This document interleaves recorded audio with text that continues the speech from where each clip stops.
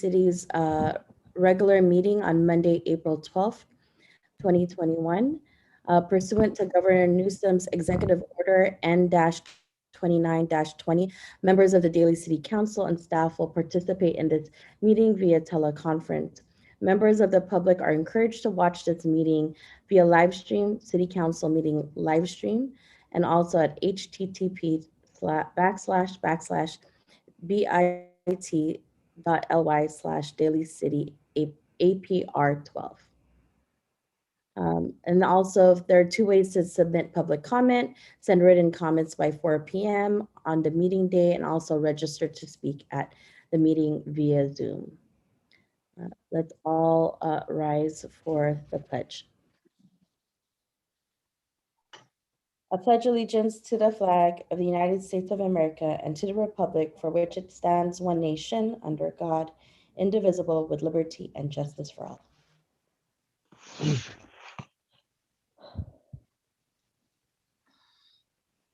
May we have a roll call, please?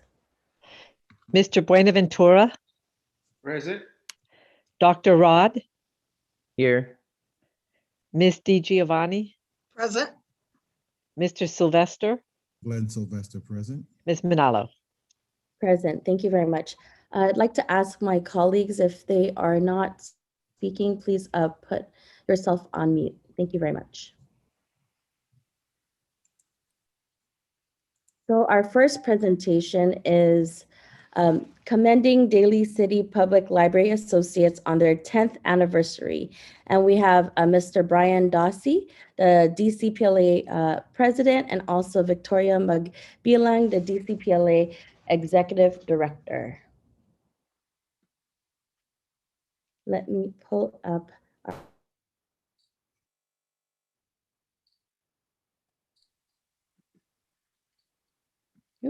Thank you very much, Stephen. So this commendation is for the 10th anniversary of the Daly City Public Library Associates. Whereas Daly City Public Library Associates was formed in 2011 with a purpose of developing community, civic, and business support for fundraising, advocacy, and innovative programs that benefit our diverse community and promote greater awareness of the library's valuable resources. And whereas since its inception, Daly City Public Library Associates has provided over $265,000 for purchasing new books, technology, refurbishing libraries, maintaining facilities, and so much more. And whereas the work of the Daly City Public Library Associates highlights our library as the cornerstone of the community, providing opportunities for all to engage in the joy of lifelong learning and connect with thoughts and ideas of others from ages past to the present. And whereas by giving of their time, talents, and resources, Daly City Public Library Associates volunteerism promotes civic engagement and improves Daly City's libraries for all. And whereas Daly City Public Library Associates, DCPLA, is launching the Daly City Youth Poet Laureate Program in partnership with the National Youth Poet Laureate Program, Urban Word, and Daly City Public Library to celebrate teen poets who live or attend school in Daly City and exhibit a commitment to artistic excellence, civic engagement, leadership, and social justice. Now, therefore, I, Jocelyn C. Manalo, Mayor, and the members of the City Council do hereby join in celebrating the 10th anniversary of Daly City Public Library Associates. We encourage all residents to celebrate the achievements of the Daly City Public Library Associates over the past decade. And remember this, everyone watching, on Saturday, April 17th at 6:30 p.m. on their online event. 10 years, DCPLA 10 years strong. Congratulations on the amazing work. For a decade, you have all done so much in just a short 10 years. I mean, $265,000 is no small feat. And so thank you so much for your continued service, volunteerism, and also just continually giving back to our libraries. really being able to support our young people, our youth, the whole family in general, to our elders, and to everyone that uses exactly the cornerstone of our community in Daly City, our public libraries. And so congratulations, and I hand it over to Executive Director um, Victoria Magbilang and also President Dossi. Thank you, Madam Mayor. Brian Dossi here, your current president of the DCPLA. Good evening, Madam Mayor and members of council. It's so great to see everybody. I look forward to seeing you all, hopefully in person sooner rather than later, the way things are going. First, I'd like to thank you so much for this commendation celebrating the 10th anniversary of the DCPLA. As you know, we could not have achieved this milestone without the support of the City Council and City staff over these past several years. I'd also like to take a moment to recognize and thank the previous board members and retired Executive Director Susan Brisden Smith. Without them, none of this would have been possible. And I would also like to give a quick thank you and recognize our current Executive Director, Victoria, for all of her hard work and effort. Thank you so much. And we look forward to everyone joining on Saturday night at 6:30 for our Youth Poet Laureate event. We're very excited for it. So hopefully we will see you all there virtually. Thanks, Brian. I'm just kind of want to reiterate some of the things that Brian said. Thank you, Mayor Manalo, and all of the City Council of Daly City, as well as city employees like Shauna and Stephen. You guys recognize the importance of our public libraries in our community. You've always been great supporters of the DCPLA. You come to our events, your members. Sometimes I have to remind you a little bit, but you're really busy. So I totally understand. And you know, we know we can always count on you to be part of our team, and that means so much. And I'd also like to thank our library staff. You know, we do what we do because we want to enable them to best serve our community. And, you know, sometimes that means I'm asking them to do a little extra when they're already busy, but they never balk at that because, you know, at the end of the day, they're just there to do what they can for our community. So they're always happy to help. You know, we're working together, and that's really awesome team. And, you know, everything we've accomplished over the past 10 years is thanks to our volunteers, which includes our board, but also our members and our community sponsors, our business sponsors. Like, we're all working together because the libraries are so important. And I inherited an amazing organization from former Executive Director Susan Brisden Smith. Like, she definitely deserves so much credit for all of, you know, everything that the DCPLA has done over these past 10 years, as well as the past board and the board that we have now. You know, Susan worked tirelessly for 8 years, and still to this day, when I ask her for help, she's right there calling people and emailing people and reminding me of things. So, you know, I couldn't have done, you know, what I've done without so much support from her. So, you know, I just want to again say, you know, remind you guys, you know, I hope you'll all come to our event this Saturday. It's called DCPLA 10 Years Strong. Saturdays, April 17th at 6:30 p.m. We're really excited about it because we've created this amazing show that talks about our 10 years of service to our community. Plus it has performances by, you know, Jefferson and Westmore High School students, the Drama Club, Mission Fusion, as well as our our Youth Poet Laureate finalists. You'll get to know all of them a little bit. And at the end of the event, we will name the first Daly City Youth Poet Laureate, who is actually going to be the very first Youth Poet Laureate in all of San Mateo County. So we're especially proud of that. I think, you know, a lot of us saw Amanda Gorman at the inauguration give her speech, and it really inspired, you know, people to understand the importance of youth voices. And that's one thing we really want to champion. So please come to our event. It'll be on our website, dcpla.org. It's also on Facebook Live and our YouTube channel. If you're not already following us on those, you can just Google DC or Daly City Public Library Associates to find that. And, you know, I want to conclude with just saying, I'm really so proud to be part of this organization, and I really appreciate this commendation for everything the DCPLA has done for 10 years and all of our big plans for the future. So thank you so much for having us here. Thank you so much for all the continued work. We all look forward to celebrating with each and every one of you. And thank you to past board members and current board members. Really, such an amazing feat, and your generosity to the community continues. So thank you so much. I'm so excited to see who the Youth Poet Laureate will be.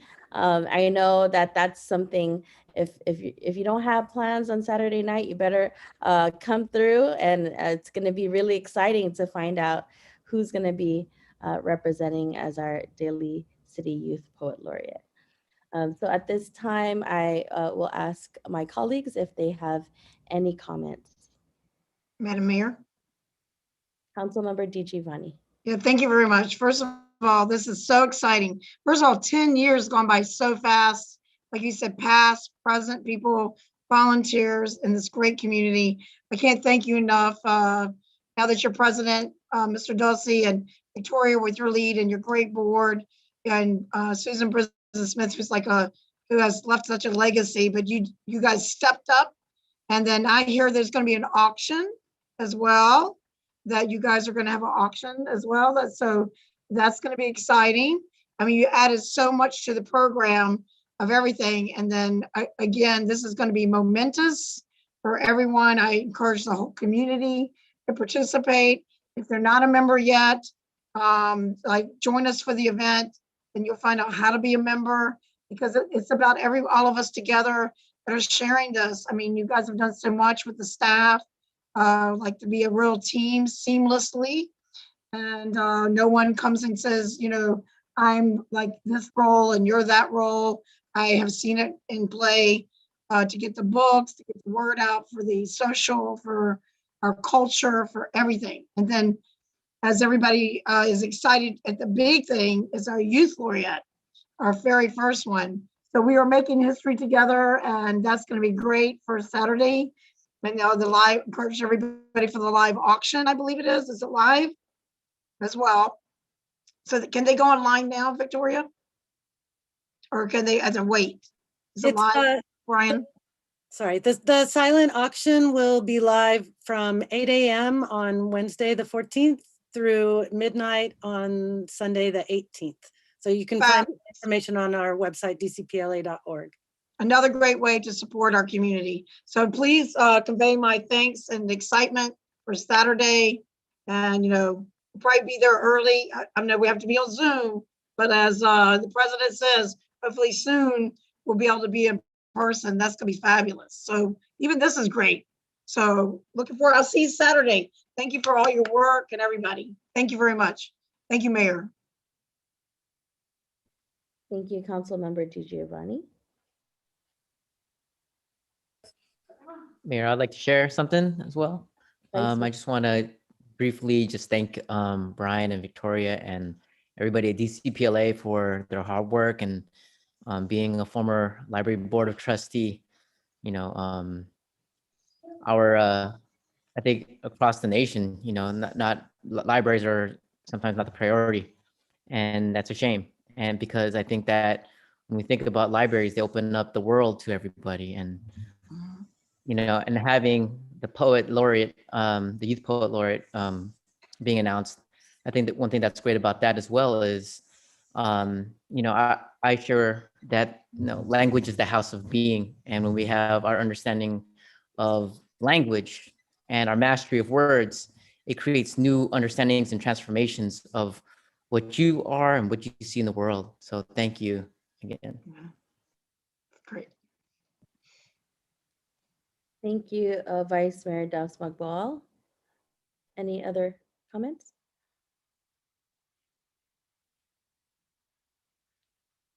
Seeing none, thank you so much. We look forward to joining you this Saturday.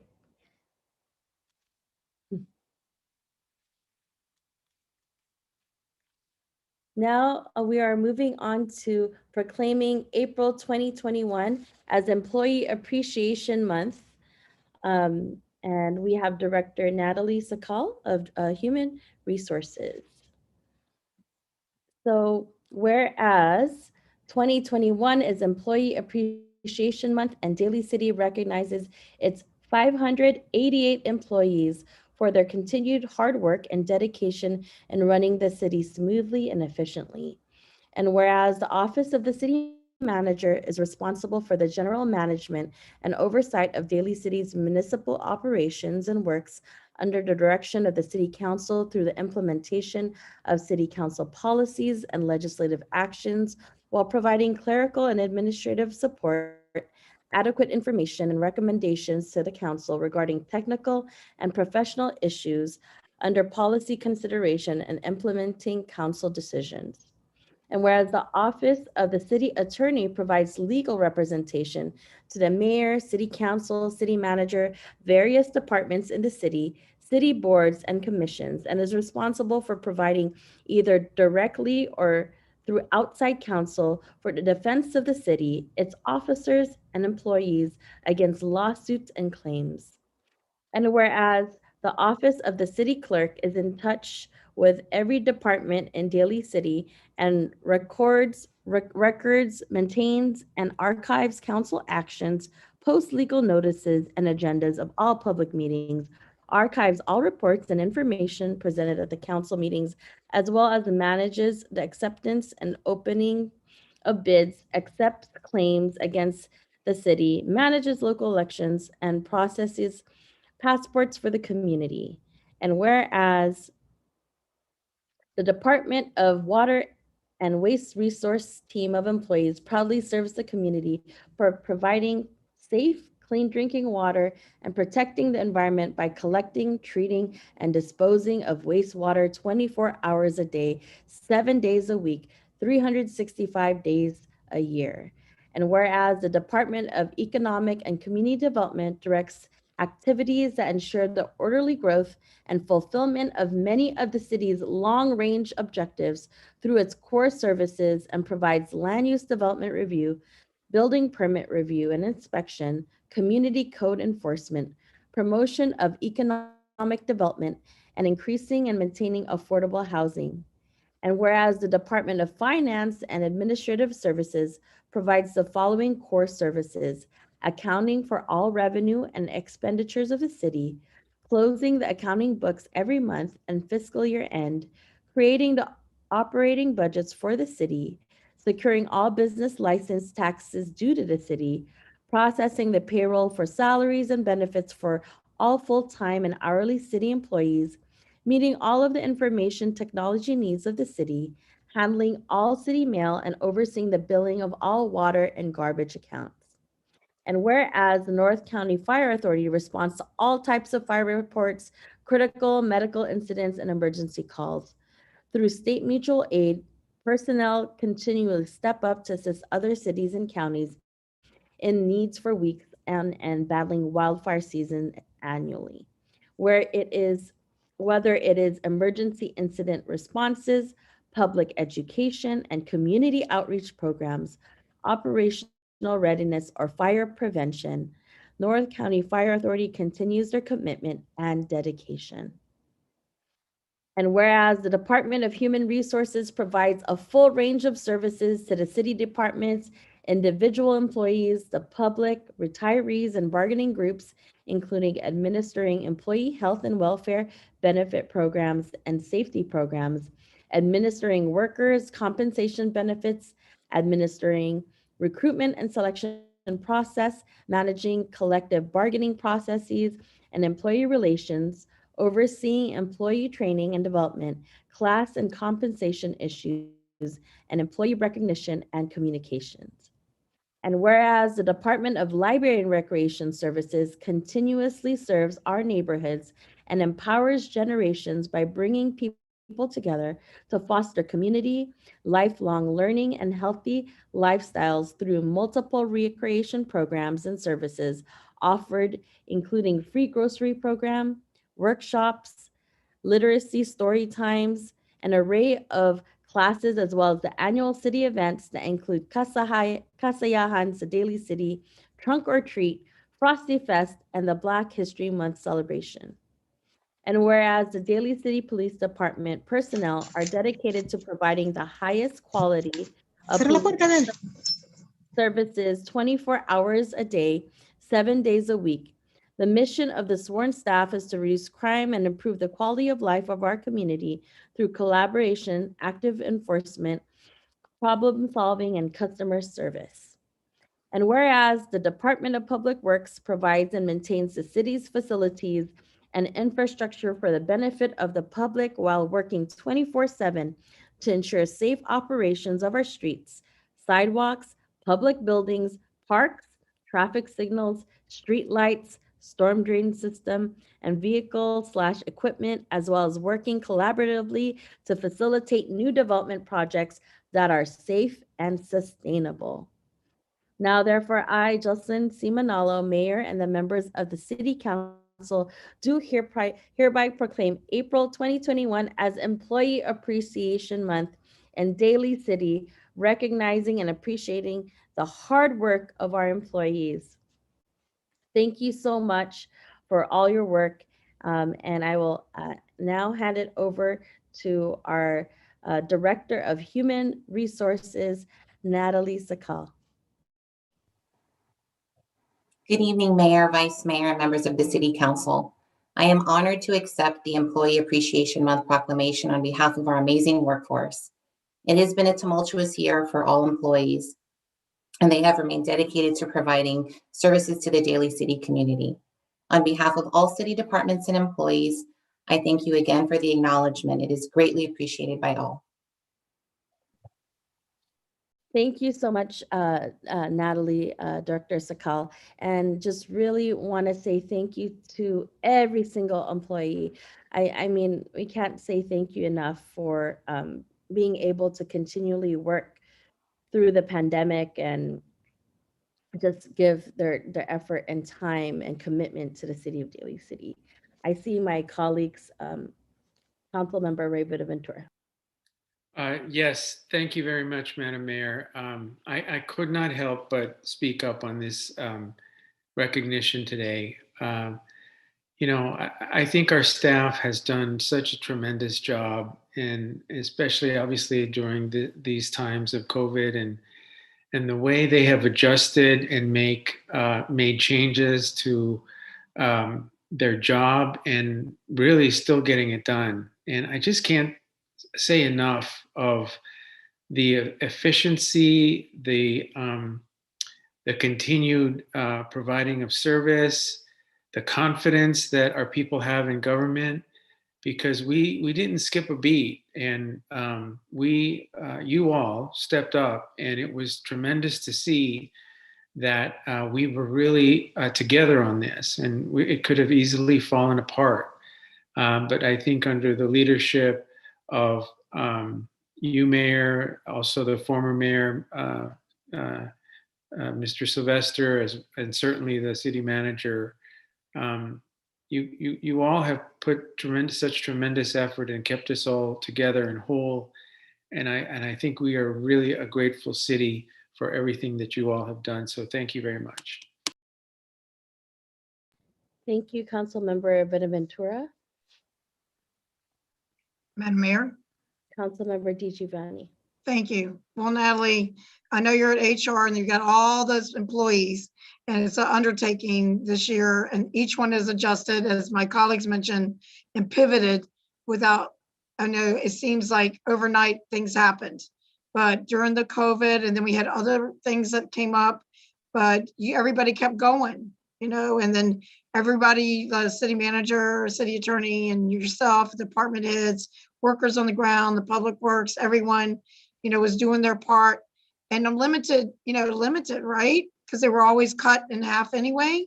And so they had to do like sometimes things that maybe were never asked of them, maybe, you know, like the second harvest and meals. And I mean, there's so much that they did to serve the community, who is truly grateful. And from my grateful heart, I've heard nothing but great things from the elders to everyone else about how grateful to get food from our own city, our own libraries, our own everything. They came and made books available at the curb, which we can't be without, so they can open up their minds during the COVID period, and serving us with pride, serving us with courage, and came to work every day and made sure jobs were done and done above and beyond. So applause to all of them. I know they all can't hear us tonight, but when I see them and wave to them, like, wastewater or public works or whomever it is, it's great to see them and they have a smile on their face, and to let them know that we appreciate them, not just today, but every day, and all of yourselves as well. And I know that Leilani, I know that this is the vacations have been always put on hold for you guys, and you never complained.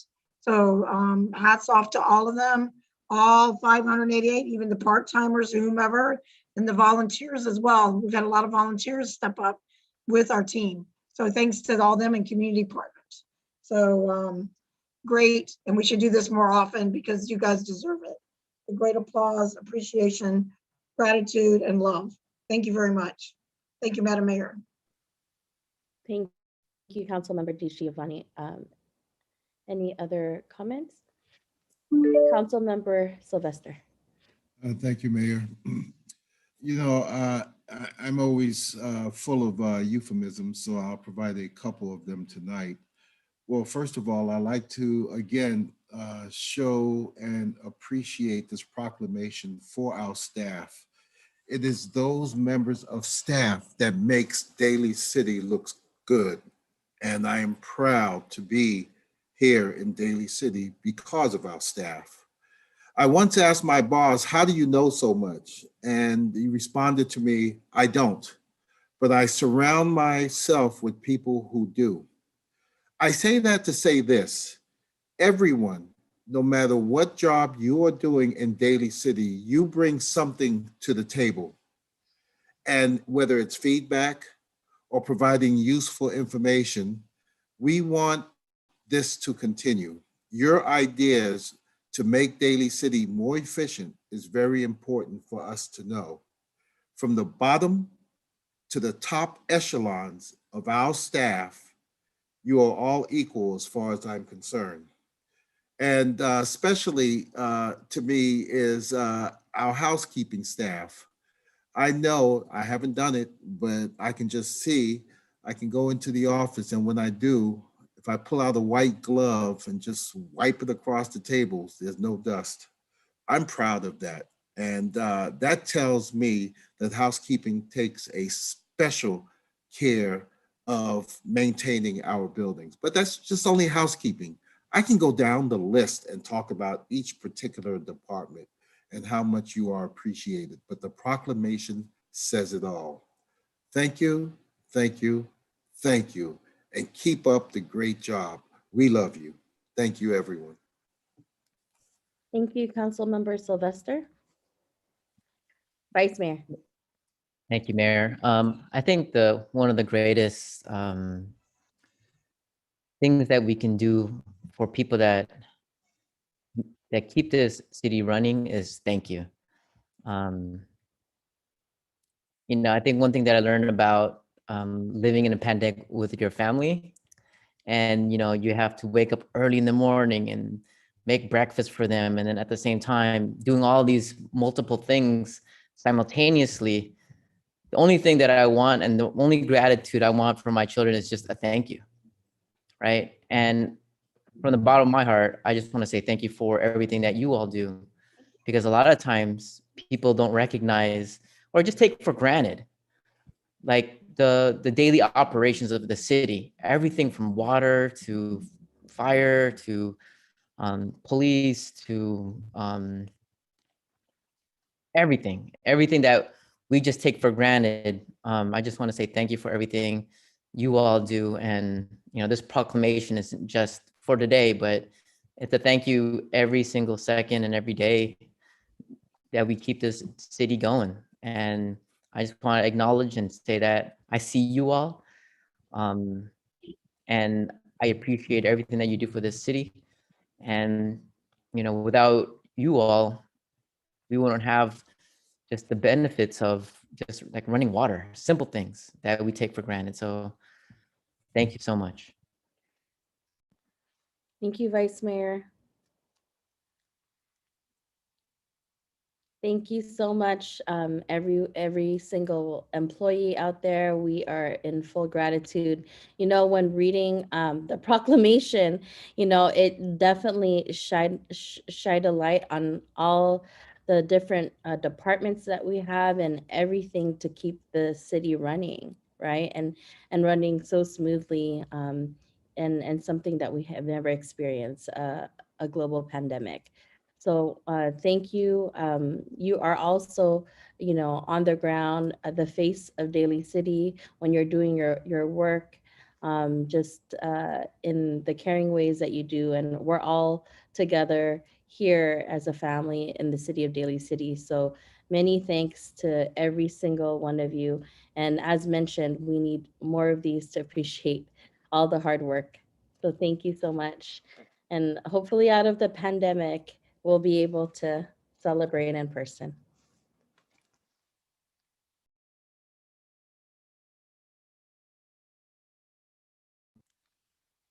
Now moving on to our agenda.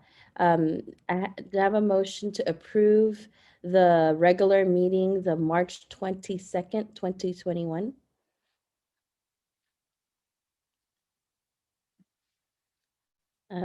I'll move to approve Motion the. to approve. Okay, okay, I'll second that. Thank you very much. All in favor, say Aye. aye. Aye. Aye. Thank you. Now moving to the approval of the agenda, may I have a motion to approve the agenda, please? Motion to approve. Second. Okay, we have a motion to approve by Councilmember Sylvester, seconded by Councilmember Bonaventura, and all in favor say aye. Aye. Aye. Thank you very much. Now moving on to the consent agenda, I'd like to pull item 11. Are there any other items any of my colleagues would like to pull? Yes, Madam Mayor. I was going to pull item 11, but thank you for that.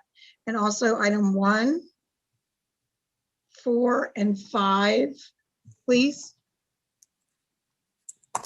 Thank you. With the exception of item 1, 4, 5, and 11, do I have a motion to approve the consent agenda? Motion to approve the consent agenda? I'll second. Okay, I have a first and second. All in favor say aye. Aye. Aye. Aye. Aye. Thank you. So let's move on to item number 1, approving the contract for Ceremony Del Rey Campus Redevelopment EIR Consultant.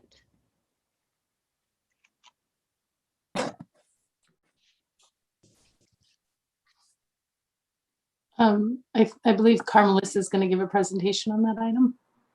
Okay, thank you very much. Ms. Morales. Good evening, Mayor and City Council members. I'll just briefly speak on the proposed contract approval. So this is for the Serramonte Del Rey Campus Redevelopment, EIR, which is the Environmental Impact Report. And we are asking the City Council to authorize the City Manager to execute a contract with David J. Powers and Associates, Inc., so that they can prepare the EIR for this project. It's estimated to be approximately $142,000 and $142 and $200. Just some background information on this project. We are awaiting submittal of the formal application. We're expecting to receive it sometime this week or in the coming weeks. And it will be for a major redevelopment of the Serramonte Del Rey campus to include up to 1,235 multifamily residential units, some space for the Head Start preschool, as well as neighborhood serving retail and open space and parklands. If you remember, in 2019, City Council did approve a faculty and staff housing project on the same site, which is currently under construction. And JUHSD is expecting to complete the full build out within about 8 to 10 years, potentially up to 15 years, depending on the economy. So for this approval, what we did was we released a request for proposal and to over 25 consultants. And we received 2 proposals, and upon review of the 2 proposals, we determined David J. Powers and Associates demonstrated the most requisite experience in preparing the EIR. It was also the least costly of the 2 proposals, which is an added advantage for the school district, who will be paying for the expense of this EIR. And David J. Powers was essentially selected just because of their experience within the environmental regulatory environment in the Bay Area. They worked on many environmental documents within Daly City as well as the Bay Area. Most notably, like I mentioned, the faculty and staff housing project on the same site, so they're very familiar with the environmental impacts. As mentioned earlier, the expense is going to be paid by the project applicant, so there's no expense to the city. And in summary, we ask that the city council authorize the city manager to execute the contract with David J. Powers for the contract amount of $142,000 and $200. And if you have any questions, I'm here to answer any questions. We also have a representative from David J. Powers, Coney Danielson, if you have any questions for him, as well as some representatives from the school district. Thank you. Thank you, Ms. Morales, for that presentation. At this point, are there any questions from my colleagues? If not, let's look to see if there are any public comment on this particular item. Yes, I'll reserve my comment till after. Thank you. Public comment. Thank you.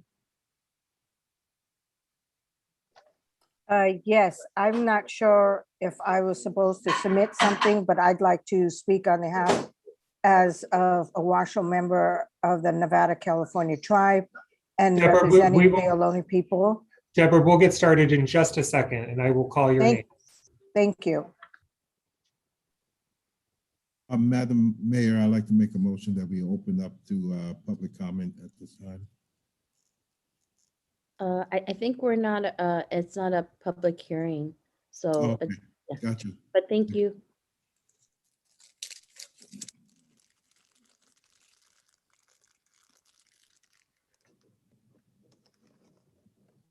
Okay, Mayor, would you like me to proceed? Yes, anyone that has public comment for this item, thank you. Okay, so for everyone in our meeting, please use the raise hand feature to indicate that you would like to speak, and I will call your name. Just remember to unmute yourself before you start speaking and to state your full name for our record. And you will have 2 minutes and you can watch the timer on the screen to judge that. If you are calling in by phone, you should press *9 to raise your hand. Okay, so I see Tina Van Raphorst, if you'd like to unmute yourself. Thank you.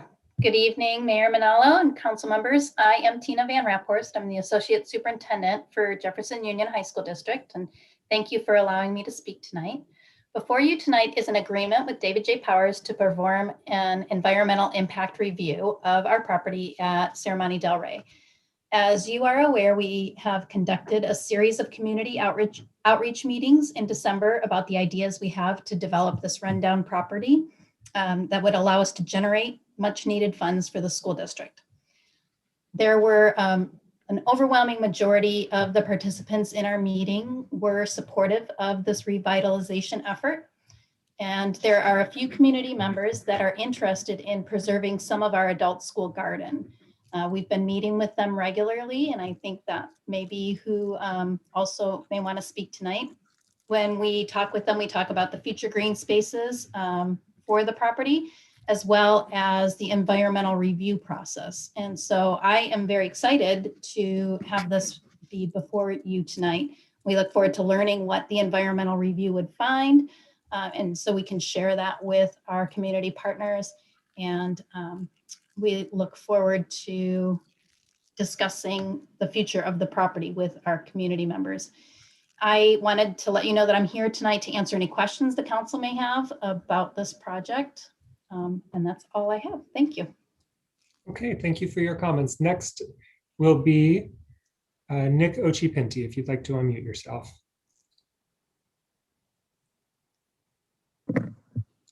Yes, can you hear me? Yes.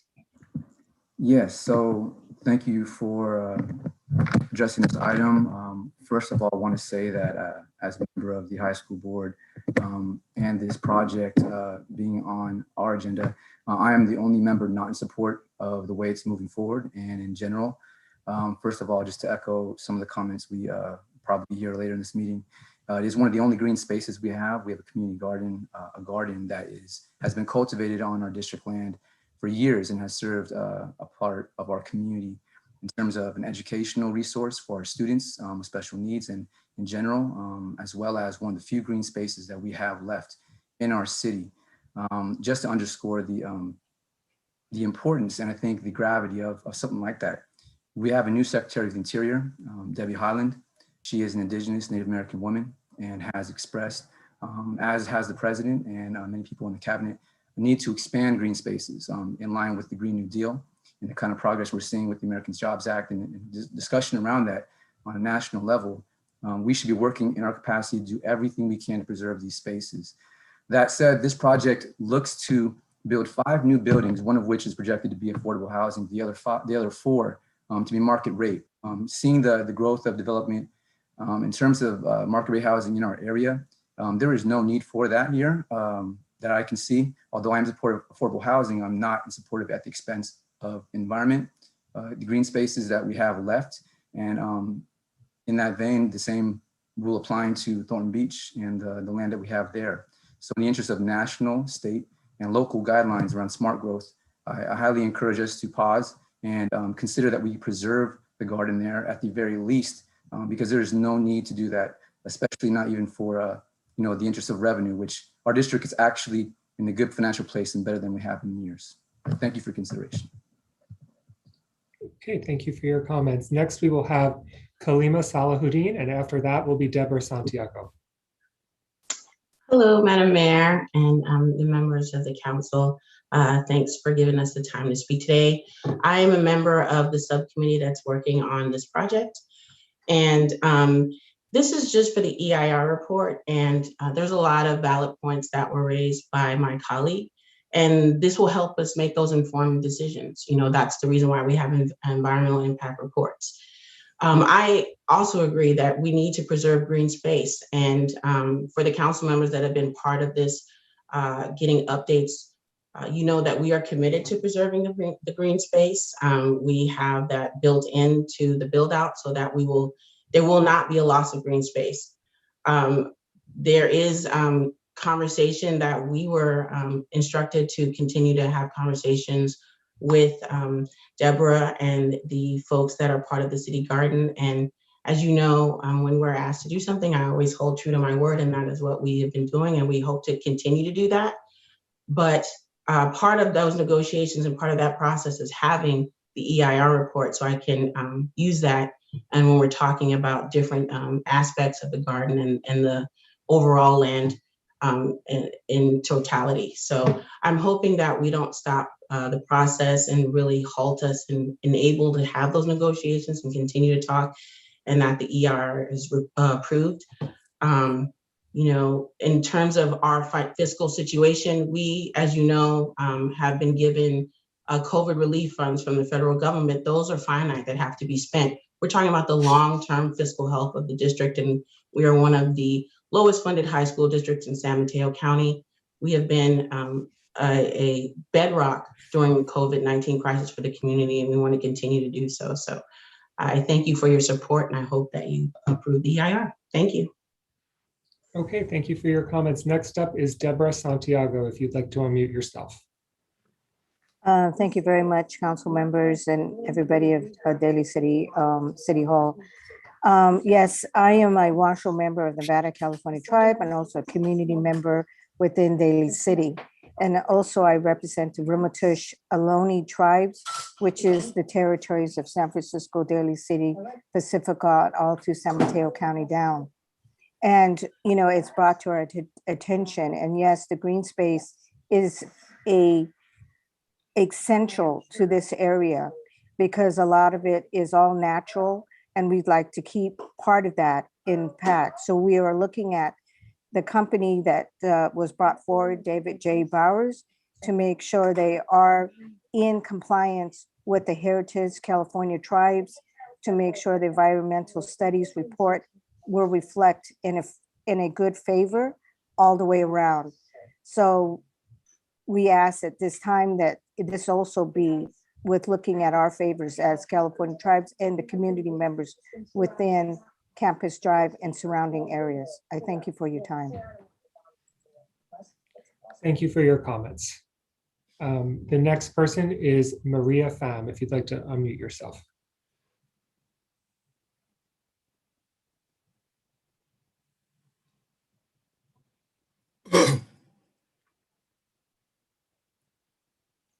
Oh.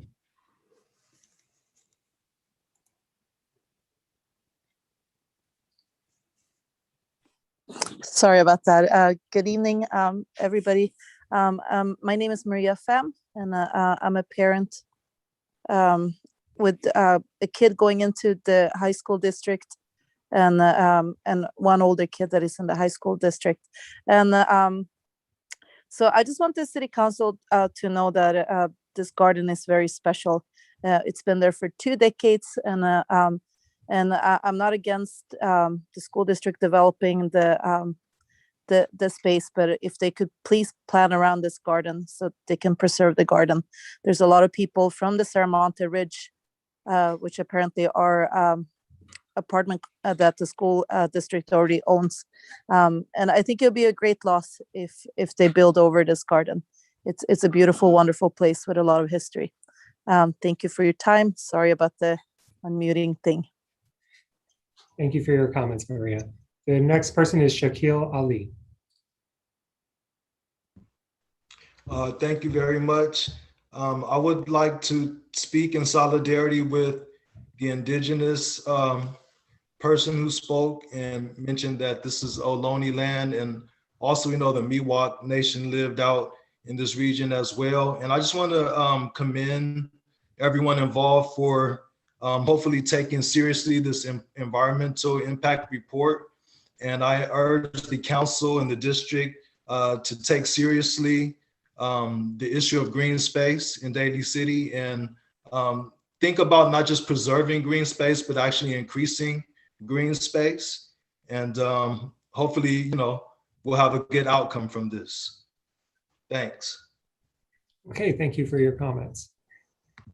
Next is Mia. Please unmute yourself and state your full name for the record.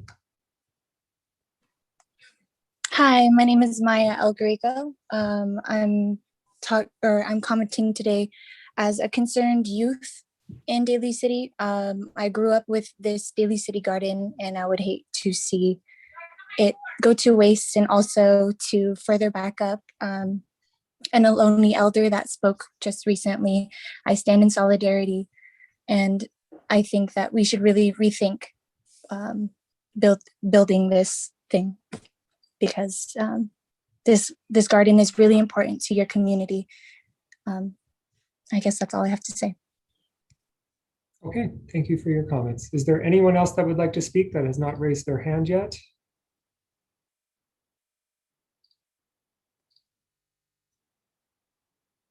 Okay, there is one person, Alan Katz. Please unmute yourself. There we are. Thank you. I have been working with the district now for a couple of years on this project, and do want to point out that we've had many public discussions with the entire community, including having during COVID, having sent out letters and had public meetings both citywide and locally to talk through these issues and to be aware of them, and to think about how best to represent the many varied stakeholders in the district rather than just any specific group. So we'd like to, continue this dialogue we are having with the representatives who you've heard from tonight, plus the remainder of the many individuals who we would be talking to as we program what we have referred to as a central green. We know the scoping session would be roughly a month from now for this EIR, which is a very important session. We would hope that perhaps the president of David J. Powers, who I believe would be receiving the award tonight, could talk a little bit within a 2-minute time frame about how, if I could ask him a question, how he reviews and what is actually reviewed in terms of the cultural resources and the biological resources on the site to make sure everyone's comments tonight have been heard. So that would be my question, if that could be answered. Thank you. Okay, thank you for your comments. Mayor, I do not see anyone else with their hand raised right now. Thank you very much, Mr. Stolte, on that. So there are no other comments at this point. Is there, hello? Is there any other comments from my colleagues? I do have one question in regards to, I know the development is down the pipeline, but has there been interaction with the school members and the community members that are, wanting to retain the open space? Has there been, I'm just curious if there's been dialogue with one another. I would ask any of.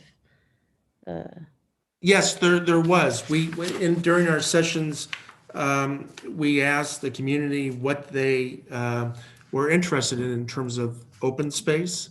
And there were things such as tot lots and childcare facilities, meaning childcare, I mean older swing sets and such, areas that they can socialize and meet with friends. There were, I believe, 2 people, including one or both on the session tonight, who talked about retaining a community garden. And I believe in discussions with JUHSD, there's no problem retaining the community garden. It just, we have to understand what the real needs are and how can it be self-supporting, and really what would be an appropriate size for a community garden vis-a-vis the demonstration garden, which is currently on the site since the last decade and a half, to service the adult education. And the master planning effort that JUHSD is undertaking currently is to consider moving the demonstration garden that Deborah and others are volunteers for to Westmore. So there's no intent to eliminate it, but they want to make sure the school district, as I understand it, and I don't mean to speak for the board members here. Yes, really quickly to jump in here. Just to answer your question specifically, Mayor Manalo, yes, we're continuing to have those meetings. So we've met multiple times since you directly asked us to do so. And so we were following through on that direction. We've met multiple times about the current use of the garden and the extended use of the garden. So those are 2 different conversations, and we're trying to have those simultaneously, and those conversations will continue. Okay, thank you very much. Actually, Mayor Manalo, if I may. Just to speak to... Actually, I think on this item, it should just be it's myself and Trustee Lee that are on the subcommittee and that have been meeting. So we're the 2 that are authorized to speak on this particular item. Okay, Trustee Saladin, respectfully, this is a public meeting at the City Council. And to answer Manala's question, you're asking if those who had not been consulted or those who were not necessarily in favor of the project have been consulted. I can answer that question for you. The answer is no. What I have received has been presented at public meetings maybe once or twice. In either case, I voted no recently, and prior information which was requested has to date not been provided. It has been withheld or edited. There is actually a video from the community input meeting, which I believe Mr. Katz commented on at one of our public meetings. However, upon my request months ago, it still has not been provided. It is actually a heavily edited meeting. The community input was in fact about 10 members of the community, which was not well attended. We don't know their input because those parts of the video were edited out, or I was told they weren't recorded, which I'm not sure I completely can ascertain or believe at this point. What I can say is this, that those discussions are ongoing. The community garden is not what we call a demonstration garden. It's a little disrespectful to call any garden a demonstration garden, but it is a garden and it has been cultivated for years. We in fact have redwood trees, which have been planted in the backside of that area, which is against a hill supporting housing, where we know if we're taking down trees, it could adversely affect, which I'm sure the EIR will show. That said, this space has become kind of. I have a quick question. Yes. Mr. Achapinti, who are you speaking on? You're not speaking on the Jefferson Union High School Board. Are you with a group? I am speaking on behalf of my job, my role as a trustee with the Jefferson Union High School District Board. I'm not speaking on behalf of the Facilities Committee, which Trustee Salahuddin spoke to. What I am here to talk about is, as another elected official on our high school board, the interests of our community, which I have heard. Among those, some of those who you've heard here tonight at this meeting. So my interests are the same as any community member, preserving our environment, our green spaces, and of course our educational facilities, even if they have been volunteer run, in the interest of expanding the kind of things that our city and school district are looking at investing in, things that you cannot build back or replant in another place. To allege or to kind of say that you can replant a garden in another site, while it's nice to continue planting, we should be expanding green spaces. To destroy one green space and say that we're simply going to compensate by building it somewhere is a little bit absurd. But I do want to say that I am speaking on behalf as a trustee.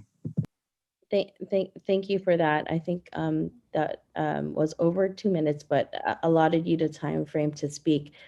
What's being decided right now is the approval for the EIR, right? And so, and was mentioned prior that I think the community garden was brought up in the past around how can the district work with community members and having that conversation and I hear it's happening. I mean,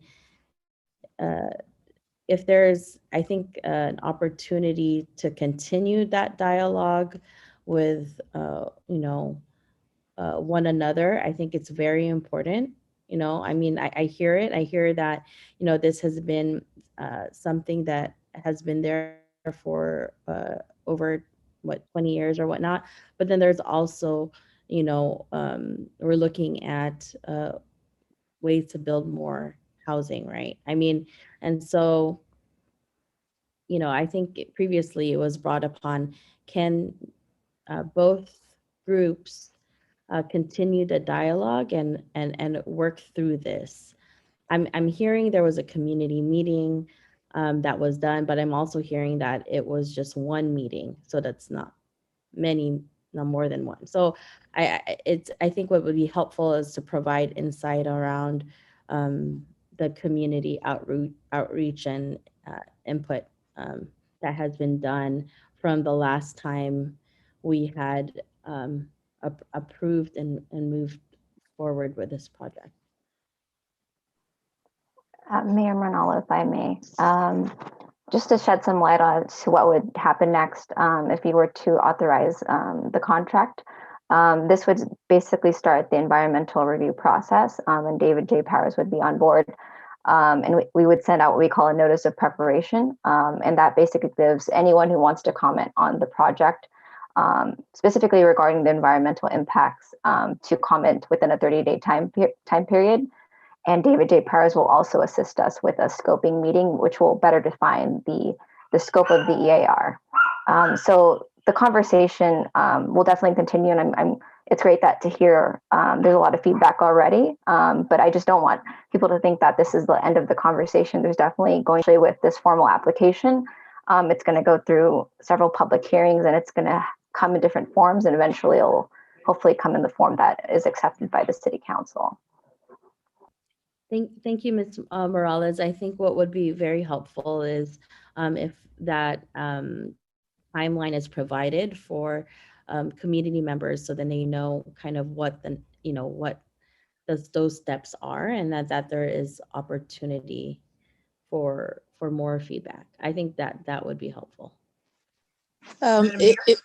If I may, Mayor, so we actually been locked out of the garden for almost 4 weeks now. So the fruit trees and a lot of the things growing there are gonna die if we don't get to come in and water.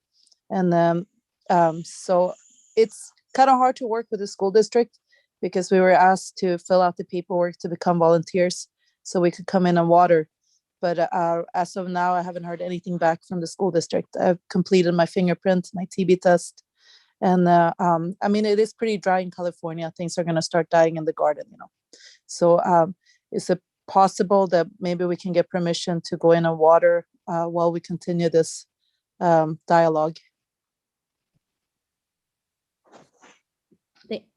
Thank you, Ms. Pham, for that insight. I think that's with the district. That's not in our prerogative, but it's a question with the district in regards to the access to the garden. And so I don't know how, and that's why I'm saying, has there been direct communication with the groups? And I know that you're a volunteer, so that's something that I think the district can work with you directly with.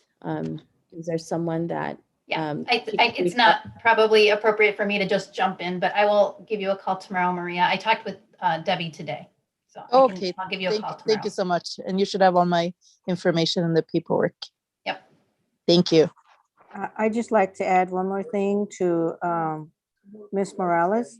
And I want to make sure that when you send the BC Heritage California Tribe list, that everybody gets that, because last time nobody received that list. That's why they've asked me to represent. And so that's why I'm here. I'm not opposed to the building. I'm just opposing of what's going to happen to that garden. And we did put through at least saving part of that garden, and we had given that to the school district to let them know that, and to Tina. And we have been having small meetings here and there, but at the same time, we're looking at that respect as a native and indigenous people of this land. Thank you. Thank you, Ms. Santiago, and thank you everyone for the discussion and clarification. I think one thing is very important to continue those conversations as mentioned, especially around this community asset that people care about. And so it seems like there is dialogue. I hear that Ms. Van Raphorst is working with Maria. I also know that there's more community meetings down the pipeline, and I hope that everyone would continue to work with one another. I think it was mentioned by Ms. Santiago to just make sure that members of her tribe have information regarding next steps and meetings. At this point, I will now open up to my colleagues. Madam Mayor, may I, since I pulled the item, please? Thank you. Yeah, so you guys have had the dialogue. My specific questions also are by doing this EIR, I guess it's to our staff, since I'm not on the ad hoc committee for this, or the subcommittee for this, when it was laid out in the report, has all those, Michael and Ms. Morales, has all those decisions been made already in what the plan is already for this site? that were mentioned in the staff report? The specific number of homes, the layout, or is this in still discussion? So those were the parameters that were provided to us by the school district. They did a pre-application process, and we just verified a few things, but it definitely is fluid. Basically what they're applying for is a precise plan, which would set limits for the types of uses and the development that they could do on the property. And then similar to other planned developments that we have in Daly City, such as like Ceremony, et cetera, they would come in for an additional design review approval for each building that they construct. So I think they're just giving us the total amount of units. It could definitely change. We haven't received the formal application yet, so the final number may be different from what's written in the staff report. We would be able to provide more information on that once we get the application. There will also be a preliminary plan that we'll present to you in the Planning Commission. So you can sort of provide feedback as to what you think should be changed. But yeah, definitely nothing is set in stone at this moment. I think those are just their current estimates. And then included in that, Ms. Morales, and with the EIR and the garden discussion, how is the garden included in this EIR? Is that like part of this particular plan? Obviously, we're going to do the whole site, which is a really good idea anyway, which I know that staff has recommended. So what I wanted to know is, how is that implementing in the garden of this EIR report? The specifics of the garden, that's not really a detail that was presented to us in the pre-application. We only know that there's going to be a certain amount of open space and parklands. So like I mentioned, once we receive the formal application, we'll see if it's included in the plan, but if it's not, of course, we can have a discussion about that. It's still, I'm sure the school district has a plan for what they decide to do. We just haven't seen the site plan just yet. So it's kind of all this is really preliminary, other than we just need to do the environmental as recommended by staff, the EIR report, so we can move forward from there to the next steps, correct? Yeah, so the district did want to get started on the EIR because that does take quite a long time, especially the public input process. So they started on that before they've submitted the application. Okay, and then because I got several phone calls also from the community, so I wanted to make sure that their questions were answered as well. And then it's good to hear that they're having conversations with the school district, and then I appreciate the school district trustees, there's a subcommittee, the members of the public, and those who are communicating with the Indigenous people in our community as well. So I appreciate that, and I appreciate the staff. And then if we approve the EIR, then things are still fluid in the planning, but then we can move forward. Thank you, Ms. Morales, and thank you, Michael. Just for the point of clarity, the city council is not approving the EIR tonight. The city council is being asked to approve the consultant who will begin work on the EIR. Yes. Thank you very much. So thank you very much, and thank you to the staff and everyone. Thank you very much. Thank you, Mayor. Thank you. Any other comments or questions? Councilmember Sylvester. Thank you, Mayor. All right. Now, these are just basically some questions and comments that I have. They don't need to be answered this evening, but I'll put it out there. Everyone knows I don't hold back any punches.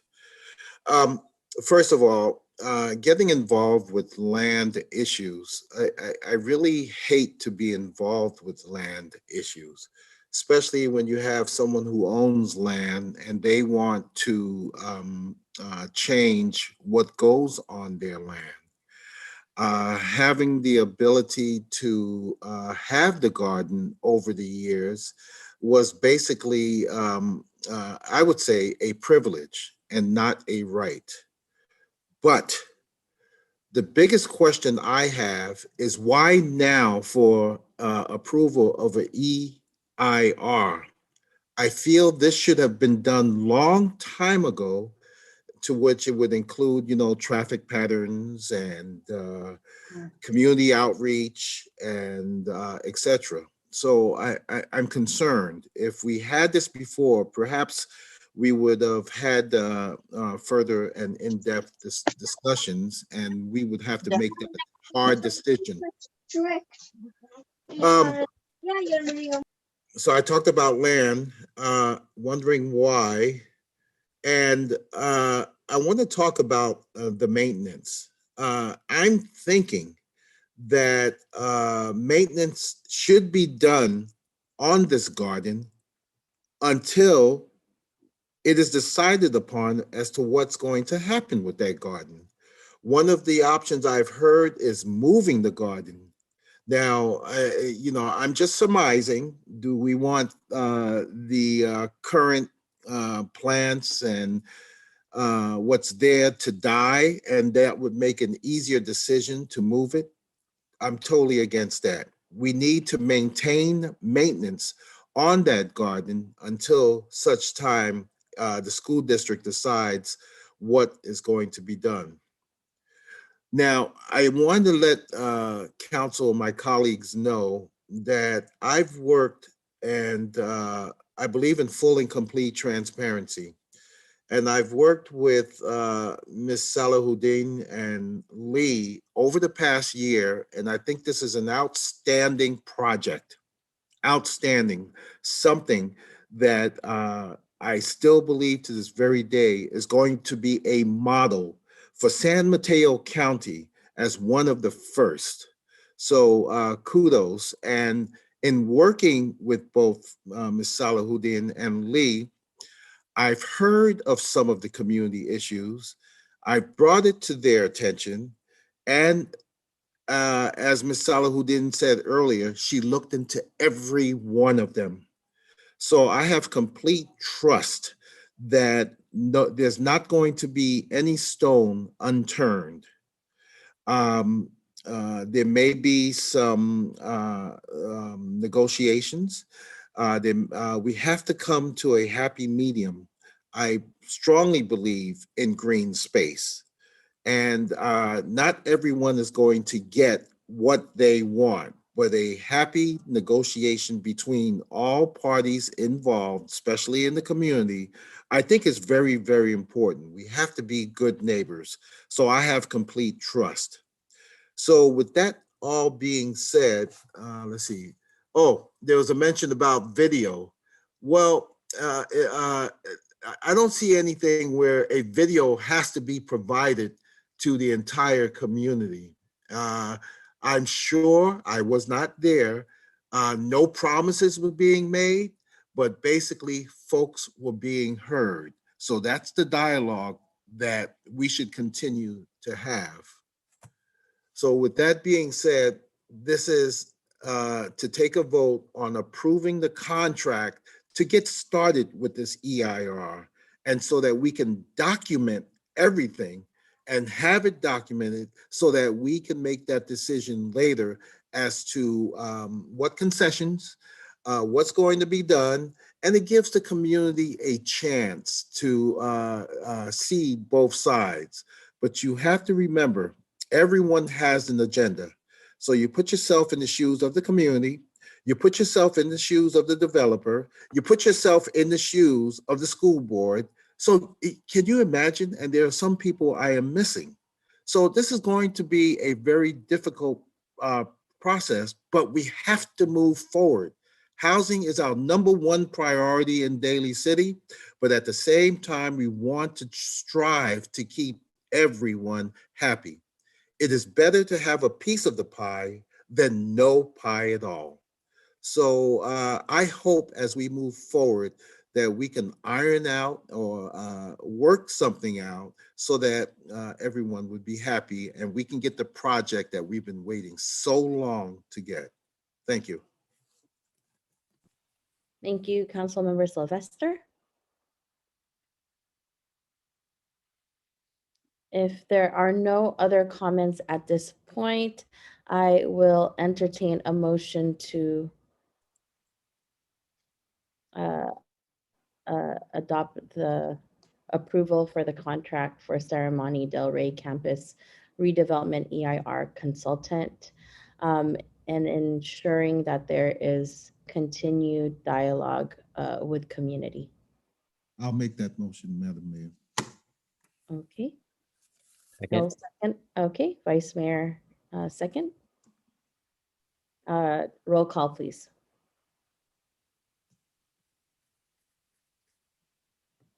Mr. Buenaventura, Aye.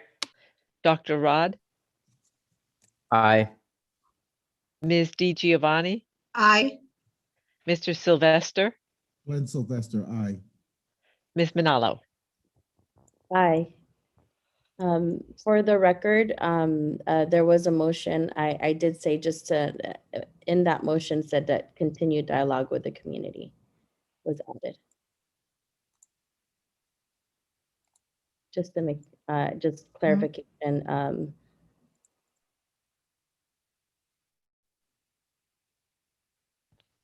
Noted. Thank you very much.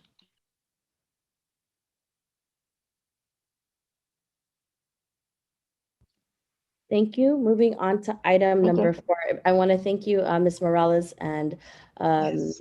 Mr. Van Lookhausen for your presentation. And I want to thank the Jefferson Union High School Board of Trustees for being here, and staff and all the community members that provided public comment. Moving on to item number 4, accepting and appropriating $620,800 in Measure A and W grant funds from the Pedestrian and Bicycle Program Cycle 5 for the John Daly Boulevard Skyline Boulevard Pedestrian Connection Project. Yes, good evening, Madam Mayor, members of the City Council. The item before you is accept and appropriate $620,000, $800 in Measure A and Measure W grant funds for the John Daly Boulevard Skyline Pedestrian Connection Project.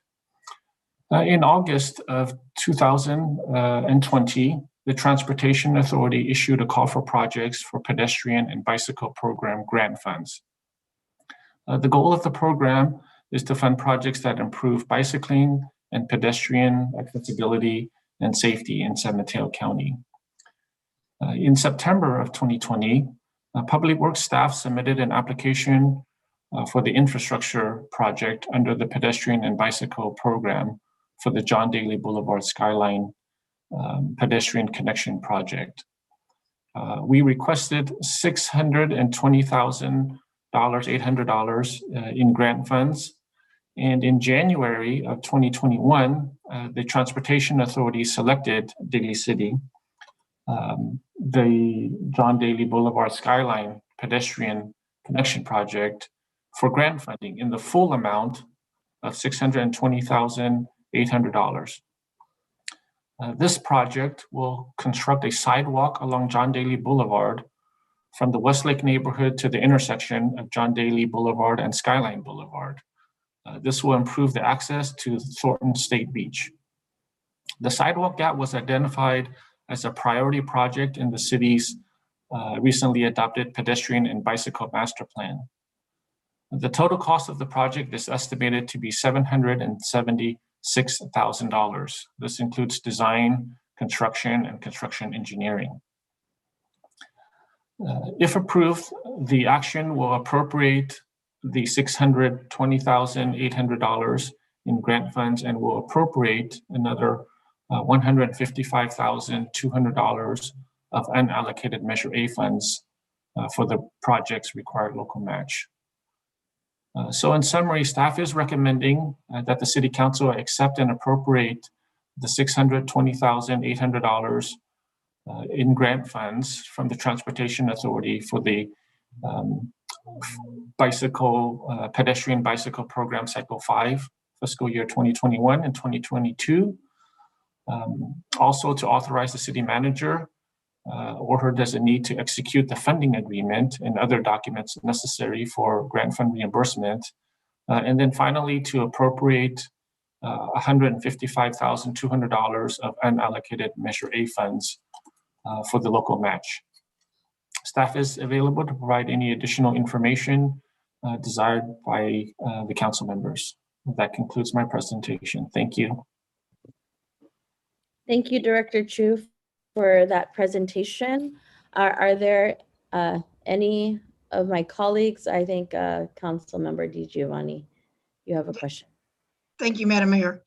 First of all, because we're in recognizing the employees and all the staff, this is to highlight just for the community how much you do in that department to get grants for the safety, for everything we do for improvements. Mr. Chu, you and your staff, I know that is diligently, and the people don't realize that it's a lot grant funded in your department and in our other areas.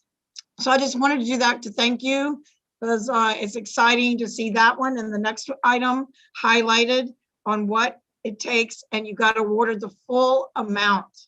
That's incredible. So bravo to the staff and for yourself as being the director of that department.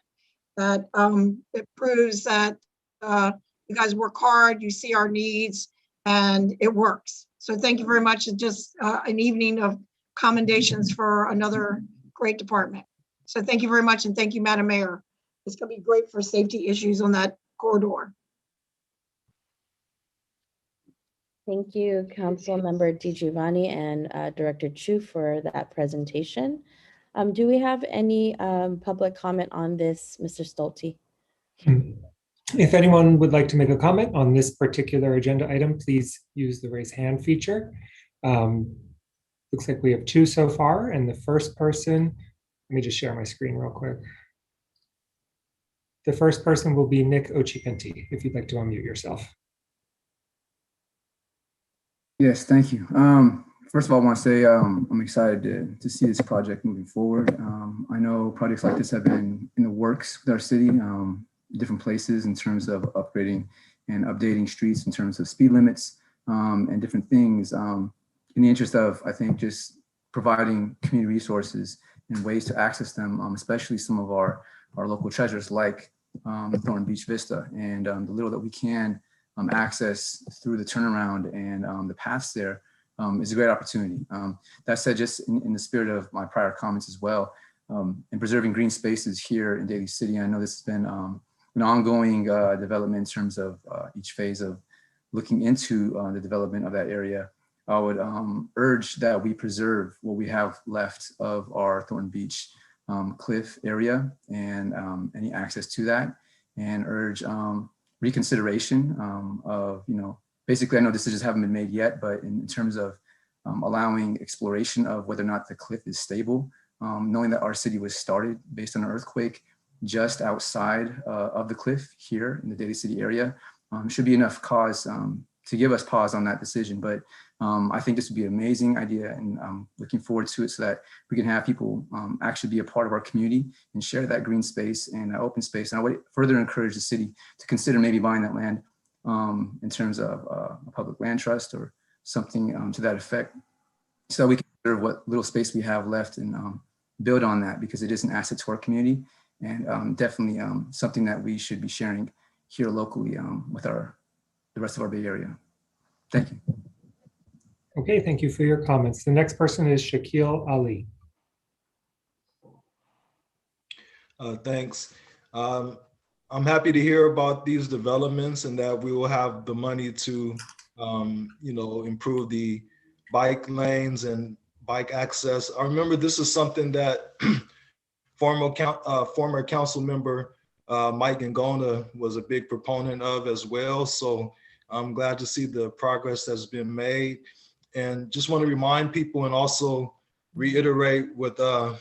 Ochipini said, or Trustee Ochipini said, about green space in that area, and that, there's plans in San Francisco to change the whole way that the Great Highway is accessed.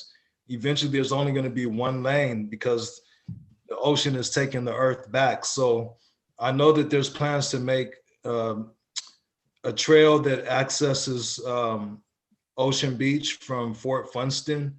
And so I just urge the city to find out what San Francisco is doing as well, and be in solidarity with whatever we can do to preserve access to green space and recreation in our city. Thank you. Thank you for your comments. Next is Melinda Dart, if you'd like to unmute yourself. Yes, thank you so much, Mayor and council members. I'm so happy to hear about these improvements as well and access to the beach. Just a reminder, this is of course Earth Day month.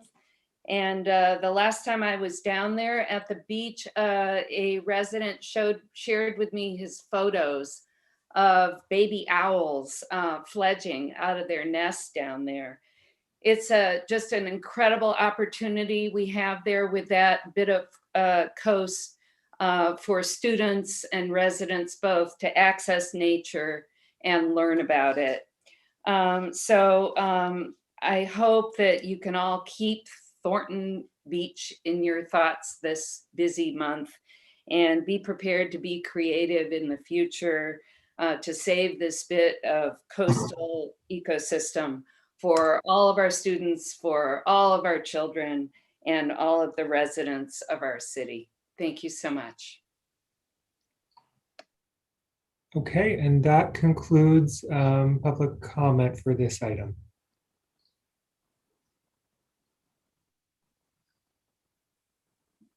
Thank you so much for everyone commenting on this item. Thank you for staff for your presentation on this. So at this moment, I move to approve accepting and appropriating $620,800 in Measure A and W grant funds from the Pedestrian and Bicycle Program Cycle 5 for the John Daly Boulevard Skyline Boulevard Pedestrian Connection Project. Do I have a second? Second. Okay, may we have roll call, please? Thank you, Ms. Councilmember DiGiovanni. May we have roll call, please? Mr. Buenaventura, Aye. Dr. Rod, Aye. Ms. DiGiovanni, Aye. Mr. Sylvester, Glenn Sylvester, aye. Ms. Manalo. Aye, thank you very much. Item 11. Item 11 is the resolution in support of the right to stay home and to encourage landlords to apply to the state emergency rental assistance program. Madam Mayor, did you want to do item number 5 first? I think that was also pulled. Oh, thank you. Thank you very much. Oh, item number 5 before item number 11. Thank you for that, Director Chu. Sure. Item number 5, accepting and appropriating $50,000 in Measure A and W grant funds from the Pedestrian and Bicycle Program Cycle 5 for the Vision Zero Community Outreach Program. Director Chu. Okay, yes, thank you, Madam Mayor and council members. This will be short. This is another grant with the same program as part of the Pedestrian and Bicycle Program Cycle 5. We also had the opportunity to apply for a non-infrastructure grant. And so we applied for the Vision Zero Community Outreach Program. As council is aware, we did recently approve the Vision Zero plan last year. And part of that plan is to do community outreach. So we applied for a $50,000 grant with the Transportation Authority. And again, the city was approved for the full amount of $50,000 to do outreach for our Vision Zero action plan. The total cost is estimated to be $100,000. So it'll be $50,000 from the grant, and then there's another $50,000 local match. We do have sufficient funds, and the request would be to transfer $50,000 from the fiscal year 2020-2021 CIP account from the Transportation Fund. So in summary, staff is recommending that council accept and appropriate $50,000 of Measure A and W grant funds from the San Mateo County Transportation Authority's Pedestrian and Bicycle Program Cycle 5, fiscal years 2021 and 2022, and then also authorize the city manager or her designee to execute the funding agreement and other documents necessary for the grant fund reimbursement. So with that, I'd be happy to answer any questions. Thank you so much, Director Chu. At this moment, are there any other comments? I think Councilmember DiGiovanni. Yeah, thank you, Madam Mayor. Thank you, Mr. Chu. Another highlight. Like, I know these are on consent agenda, but I think it's important for the public to know that a lot of these things are done through grants and they're not coming out of our general fund. And they really are improving the lives and the quality of life and the safety for the community members here. When they see on a daily basis, they probably don't know, and maybe they think the money comes out of our general fund or how they get the money, but it's not.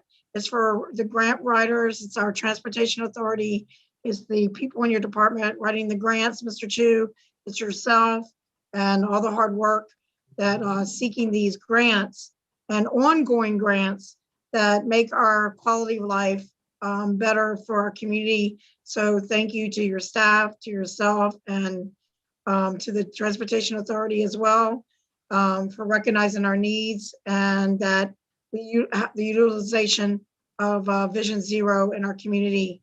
So thank you, that's all. I just want to make sure that the people at home know that these are highlights in our community. Thank you very much. Thank you, Madam Mayor. Thank you, Councilmember DiGiovanni. And so are there any other comments from my colleagues? Seeing no comments, entertain a motion to approve this item. Motion to approve item number 5, consent agenda. Second. Okay, I have a first and a second. We have roll call, please. Mr. Buenaventura, Aye. Dr. Rod, Aye. Ms. DiGiovanni, Aye. Mr. Sylvester, Glenn Sylvester, aye. Ms. Manalo. Aye, thank you very much. Okay, thank you, Director Chu. And moving on to item number 11. Item number 11 is the resolution in support of the right to stay home and to encourage landlords to apply to the State Emergency Rental Assistance Program. And I pulled this item specifically because I wanted to share with everyone that I brought this resolution forth with working with Faith in Action, who brought to my attention that many landlords were not applying for the program with the state. So this resolution is really to encourage landlords to apply to the State Emergency Rental Assistance Program. And so if property owners choose to apply to the program, they can receive up to 80% of an eligible tenant's rent debt if they agree to forgive the other 20%. And so this is really an opportunity for tenants to remain in their homes and get relief from really what has transpired through COVID. And so I believe that, the city of Daly City can help with the promotion of the program and that we can work hand in hand with community-based organizations like Faith in Action. I just wanted to give a premise of the item on the agenda. Thank you very much. If there are any public comment at this time or any questions from my colleagues? Yeah, I have a comment, if I may. Councilmember Sylvester. Thank you. I believe that this is an excellent resolution to, and it's a different type of resolution to address the issues with landlords. But other than community groups, I want to point out that this is a two-way street. In order for landlords to apply to get up to 80% and to forgive 20%, the tenants must comply and provide the information as requested from the landlord so that they may apply for such funds. So it works both ways. And I just wanted to make that point clear as well. Thank you. Thank you, Councilmember Sylvester. If there's no other comments from my colleagues, I we'll open it up to public comment. Madam Mayor, I'll wait till after public comment. Thank you. Okay, for any members of the public that would like to comment this evening, and I know we have a number of people with us tonight for this specific item, please use the raise hand feature. I also want to let you know that we do have a translator here in our meeting. His name is Victor, and he will be able to help if anyone requires translation from Spanish to English. For anyone that needs a translator, we will extend your time beyond the 2 minutes. Thank you so much, Stephen. Just one comment for those of you that are not speaking so that there's not any echoes, kindly mute if you're not speaking. Thank you very much. Okay, I will start at the top of the list with people that have their hands raised. The first is Carolina Perales, if you'd like to unmute yourself.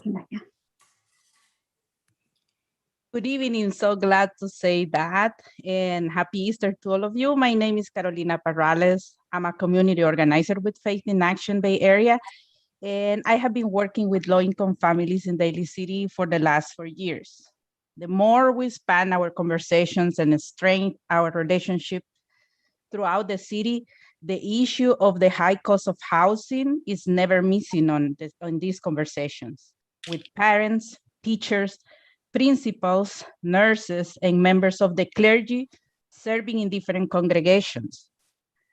Today, we are very pleased that the resolution for the people and by the people of Daly City, the right to stay home, made it to the agenda, and hopefully it's going to be approved with an unanimous vote. But this is just the first step to a path we would like to build with you to make sure residents of Daly City can truly have a right to stay in the community they make it strong. Thank you. Thank you for your comments. The next person is Shireen M. If you could state your full name for the record. Sure. I know it's not an easy last name. Thank you, Mr. Stolt, Mayor Manalo, Honorable City Council members and city staff. My name is Shireen Malik Afzali. I'm a resident of Daly City, and I am speaking today in solidarity with all those who are struggling to keep a roof over their heads and those of their children and loved ones as they struggle, as many of us do, with the current challenges of the pandemic. And I'm just really grateful for, one, the state ERAP program and the offering that this enables us to do, because so many of renters right now are deep in debt as they've tried to keep this roof over their families' heads. And what we need is landlords to be aware of this program. I don't think enough landlords are aware that this exists, and the time that it takes to apply is not too onerous and could be an opportunity to really pay back a full 80% of the back rent and enable the renters not to be in a situation where they are in debt.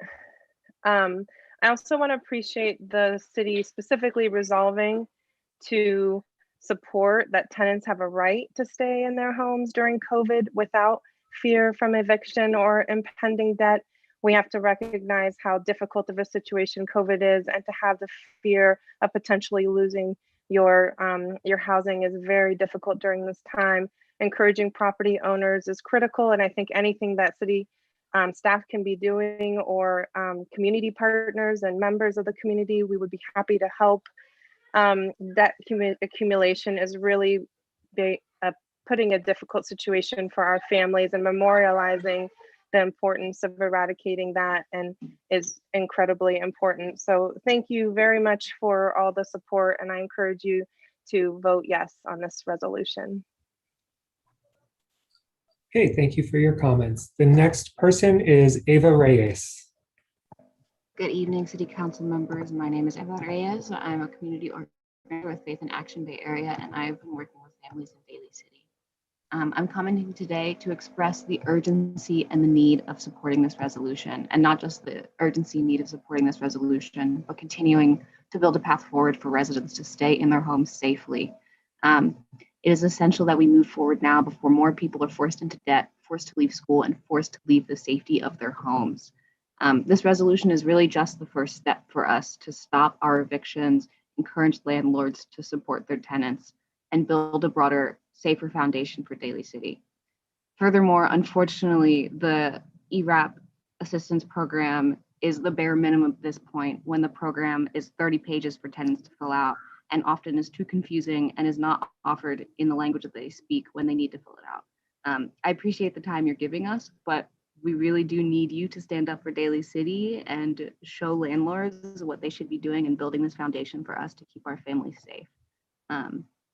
That is it. I hope you pass the resolution, and I hope that you continue to do work to make sure that things like this don't keep happening and we don't have to come to these city council meetings every Monday. Thank you. Okay, thank you for your comments. The next person is Eduardo Gonzalez. Hi, good evening, city staff, Mayor Manalo, and city council. My name is Eduardo Orlalo Gonzalez, and I live here in Daly City. I'm here to express my strong support of the resolution in support of the right to stay home and to encourage landlords to apply to the State Emergency Rental Assistance Program. I'm standing in solidarity with tenants facing evictions and steep financial debt. The resolution is the right step to make sure community members that have lived here for years still have a place to call home. Please continue to provide support to the tenants of this community by passing the resolution and making sure you are taking the lead in preventing further displacement. This pandemic has already caused so much pain and loss and affected seniors, youth, and families alike.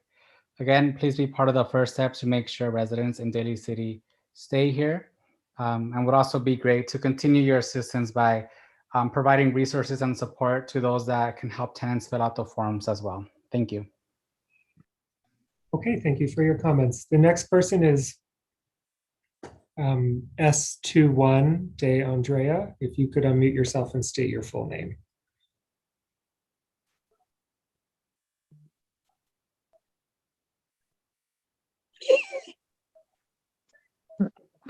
Hola. Spanish. Sí, Spanish. Habla español. ¿Habla español? Sí, ahí se lo van a traducir. Oh, gracias. Victor, could you help? Thank you, Stephen. Absolutely. Buenas noches y gracias por querer comentar. Le quiero pedir si por favor pueden mantener ahora sí sus trozos de información manejables para que de esa manera todo el mundo pueda escuchar lo que usted tenga que decir. ¿De acuerdo? Sí, de acuerdo, gracias. Gracias. Buenas noches. Mi nombre es Andrea Mazariegos. Vivo aquí en West Clay, en el apartamento 5. He vivido aquí por 6 años y estoy aquí para pedir el apoyo de la alcaldesa a que nos apoye para la renta. Despacio, Andrea. So, gracias. Good evening. My name is Andrea Mascareva. I live here at Westlake Apartments, apartment number 5. I've lived here for 6 years, and I'm here to ask for the support from the mayor so that she can help us. Adelante. Nos hemos quedado sin trabajo. Nos ha tocado duro con esta pandemia. Solo quiero pedir a la alcaldesa que nos apoye, a que nos dejan vivir aquí en el apartamento. Vivo con mis 3 hijos y necesito el apoyo de que nos pueden apoyar en esta situación tan dura que hemos vivido en esta pandemia. Okay, gracias. So, and I also, want to say that I don't have any work and things have been really hard with this pandemic. And so I just want to ask the support from the mayor to help us. I live with my 3 kids and we really need the support in this situation with this pandemic. Gracias y buenas noches. Thank you and good evening. Okay, the next person is Nani Friedman. Levantamos la mano, pero no nos mira. Hello, good evening, Mayor Manalo and council members. My name is Nani Friedman, and I work with Faith in Action Bay Area, in particular supporting the tenants at Westlake. And over half of the tenants of Westlake Village, 1,500 families, have left due to the fear of not being able to pay rent and constant pressure and threats to pay rent. Current eviction protections from the state have been insufficient to keep Daly City families at home as more and more people accumulate rent debt and need to deal with the pressure and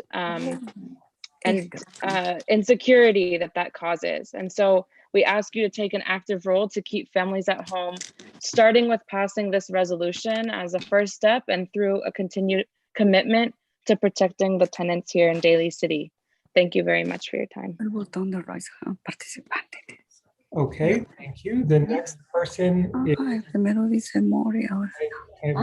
you know what, let's go with Reina Lagos if you'd like to speak. No me hallo. Okay. Oh my goodness. No sé dónde lo tengo. Oh my goodness. ¿Sí me pueden escuchar? Sí, le escuchamos. Can you hear me? Ok. Buenas noches. Mi nombre es Reina Lagos. Good evening. My name is Reina Lagos. Vivo en Westlake Apartment. I live in Westlake Apartments. A mi familia nos afectó todo por el COVID y So no hemos podido. Sorry, my family's been affected by COVID. Perdimos los trabajos. Y soy una senior.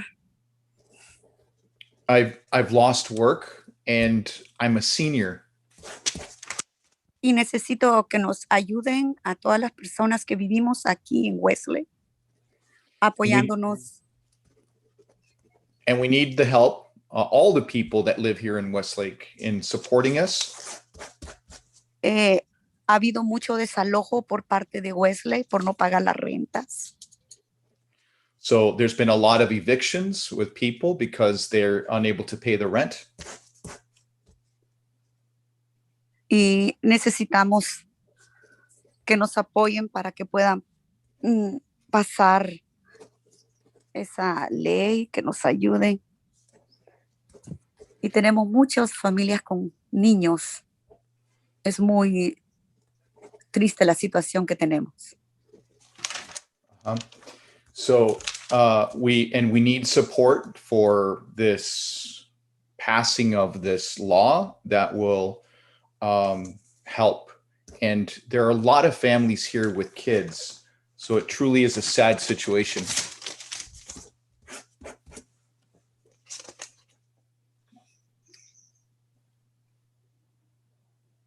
¿Eso es todo, señora? Y eso es todo porque estoy perdida aquí, no me hallo. So I'm completely lost with all of this, so that'll be it. Es que lo estoy buscando y no lo hallo. My goodness. Es que le aprieto aquí. Okay, thank you. Okay. The next person is Ava Reyes.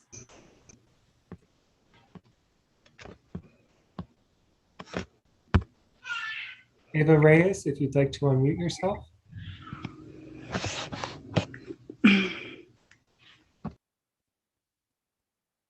Okay, we will come back to Ava. Let's go to Giodor Tronco, please.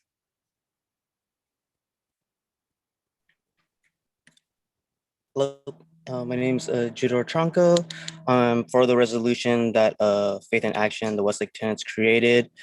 I guess I just wanted to see my comment in regards to like if landlords, when they do apply for this for the 80% of to receive 80% of the eligible tenants rent, I'm wondering like what would you as the government do to inform all the landlords in Daly City? Because I feel like if they have the choice in choosing whether or not to apply for it, it kind of opens up to land speculation where people will try to kind of force people to be moved out while trying to be sure they kind of maximize their profits. And like that's compared to like if the tenant, as the resolution says, if they do it themselves, they will only receive 25% of what they owe. I feel like if it's done that way, it would be putting the responsibility on the tenants versus on should be the landlord's responsibility. And I'm also concerned, like, how will you help them in this process for when they do apply, specifically for the tenants and also for the landlords too. I'm also interested, as a city council and our government, what will you do when landlords do know about the eligibility and choose not to do it, and when tenants do apply, that they're still coerced in being evicted, and what will you do then in order to address this? Thank you.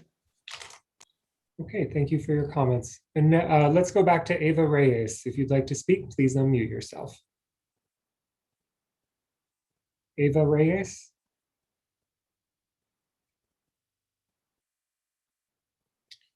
Okay, let's go to Cindy Hernandez. Hi, my name is Cindy Hernandez, mother of 2 minor children, and I have lived in Daly City for 2 years. I live in the Westlake Village apartments. I was unemployed. My husband and I were left without work since they work in the restaurants branch, and it was the first thing that I closed. I didn't not know about programs until I recently realized some I due to this and the high rent. I have a great rent debt, and I keep seeing people evicted even though a moratorium is supposed to protect us. I am afraid I will have to leave my home and my neighbors will have now here. Council members, I encourage you to vote yes on our resolution, the right to stay home, to keep our families safe. I encourage you to continue working to protect us even after the pandemic passes by creating more protection so that this does not happen again. Thank you. Thank you for your comments. The next person is Eni Lemus. If you'd like to unmute yourself. I need translate, please. Okay, we have Victor to help. Thank you, Steven. Buenas noches, señor. Si para hacer su comentario, si puede mantener los trozos manejables, de esa manera todo el mundo puede escuchar lo que usted tenga que decir. Sí, gracias. Adelante. Hola, mi nombre es Eni Lemus y he vivido en Daly City por 15 años. Hello, my name is Eni Lemos, and I've lived in Daly City for 15 years. Soy líder de Fe en Acción. I'm a leader with Faith in Action. Y soy madre de 2 niñas que asisten a las escuelas Woodrow Wilson y Ben Franklin. And I'm a mom of 2 girls that go to the schools, one of them in Woodrow Wilson and the other one in Ben Franklin. Como líder he tenido comunicación con la comunidad. So as a leader, I've been in communication with the community. Especialmente con latinos. Especially with Latinos. Personas que fueron desalojadas de los apartamentos de Westlake. People that have been evicted from the apartments over in Westlake. Por no poder pagar la renta. For not being able to pay their rent. Personas que tienen tarjetas de crédito hasta el tope. People that have maxed out their credit cards. O simplemente tienen que mudarse a otra ciudad por el alto costo de la renta. Or just simply people that have to move out because of the high cost of the rent or living. Algunas personas saben que la moratoria los protege. Some people know that this moratorium protects them. Pero debido al acoso de los dueños de apartamentos, terminan yéndose a otro lugar. But because of their harassment of the landlords, they end up going somewhere else. Realmente me preocupa que a dónde van a ir la gente que ya no puede seguir pagando la renta. Really, I'm concerned as to where these people are going to go when they can't continue to pay the rent. Porque después de la moratoria, because after the moratorium, el alto costo de la renta seguiría. The high cost of rent will continue. Por favor, señores del concilio, voten con un sí a la resolución que estamos pidiendo. So please, council members, vote yes to this resolution that we're asking for. Para proteger a los inquilinos, To protect the renters, todos tenemos derecho a permanecer en nuestros hogares we all have the right to remain in our homes y que nuestras familias se sientan seguras. and have our families feel safe. Sabemos que la pandemia cada día se acerca al fin a medida que las personas sean vacunadas, So we know that the pandemic is coming to an end as long as people continue getting vaccinated. pero les pedimos trabajen en esto But we ask you to work on this porque el alto costo de la vivienda aún después de la pandemia because of the high cost of living, even after the pandemic, seguro continuará y eso no es lo que queremos. will for sure continue, and that's what we don't want. Queremos vivienda asequible para todos, We want affordable housing for all, protección para todos y no permitan que esto vuelva a suceder. protection for all, and don't allow this to ever happen again. Gracias. Thank you. Okay, thank you for your comments. The next person is Shakil Ali, if you'd like to unmute yourself.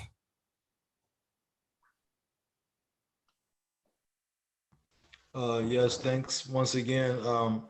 Many people have spoken, so I'm not going to speak much on this. I just wanted to say that I too, like Mr. I think his name was Tronco, resolutions are nice, but I too am curious about what actual action the council can actually take to really protect people. And so I think a lot of the comments that have been made tonight highlight the need for more discussions about inclusive housing, rent control or rent stabilization, universal basic income, or at least living wage in San Mateo County, especially in Daly City, and hazard pay that's supplemented by the city and not just expected to be picked up by the businesses.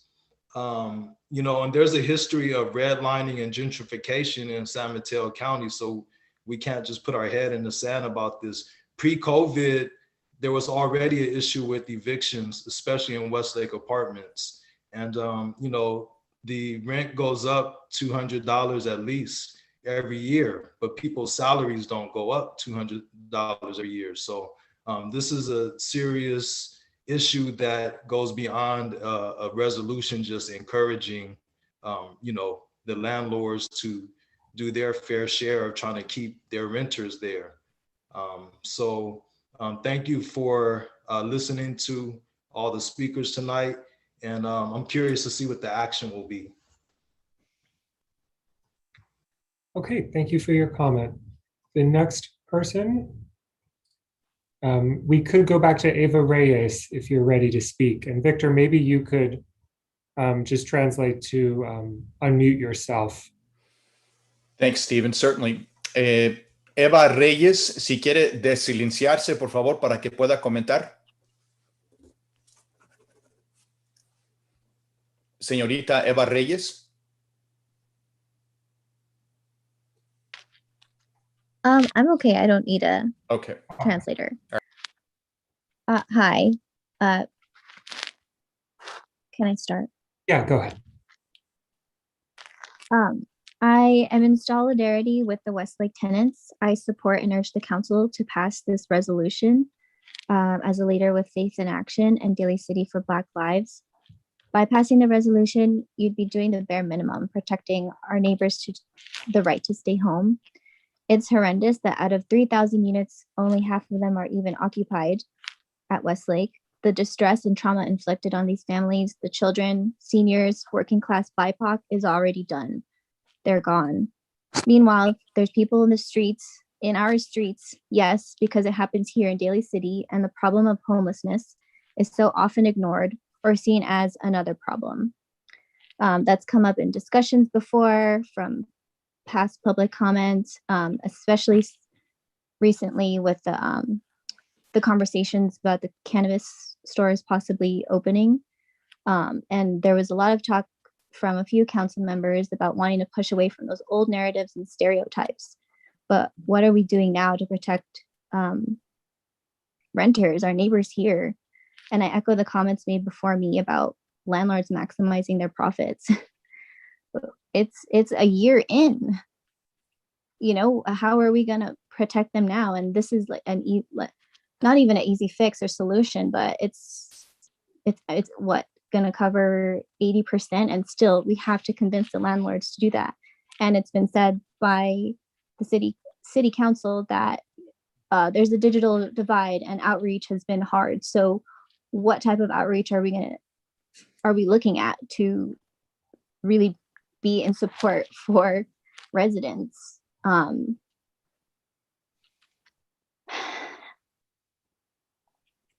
Yeah, I yield my time. Thank you.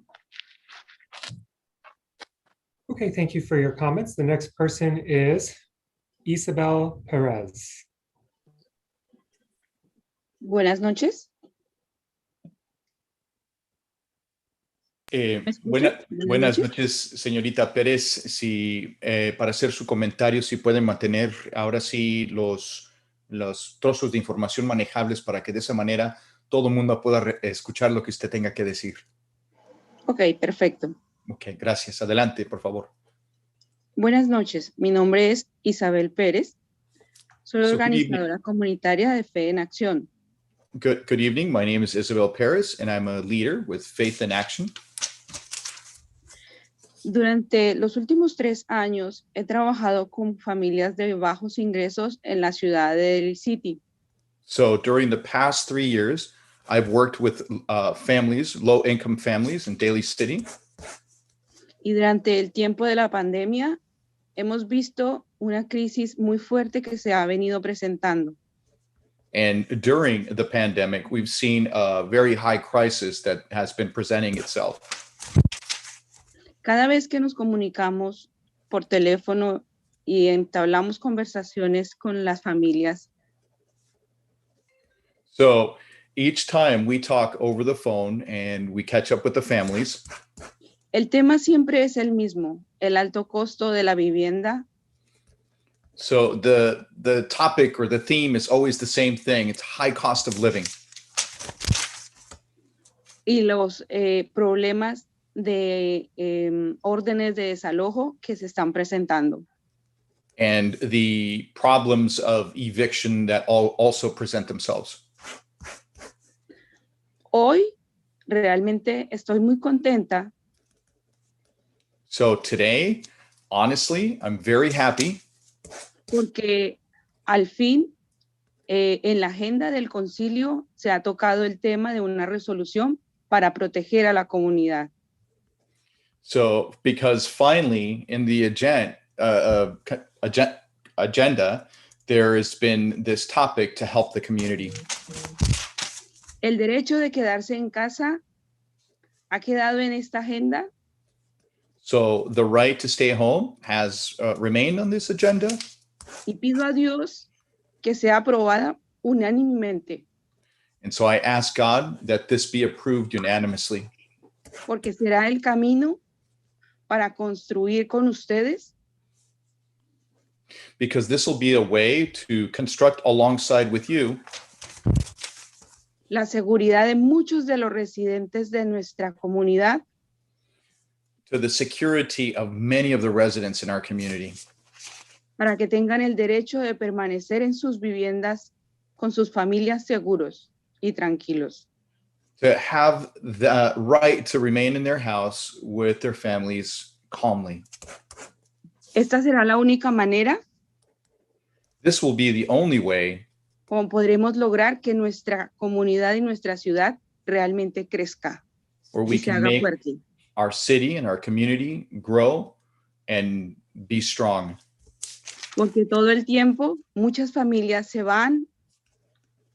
Because many times families just leave. Dejando atrás las escuelas y toda su vida y sus raíces.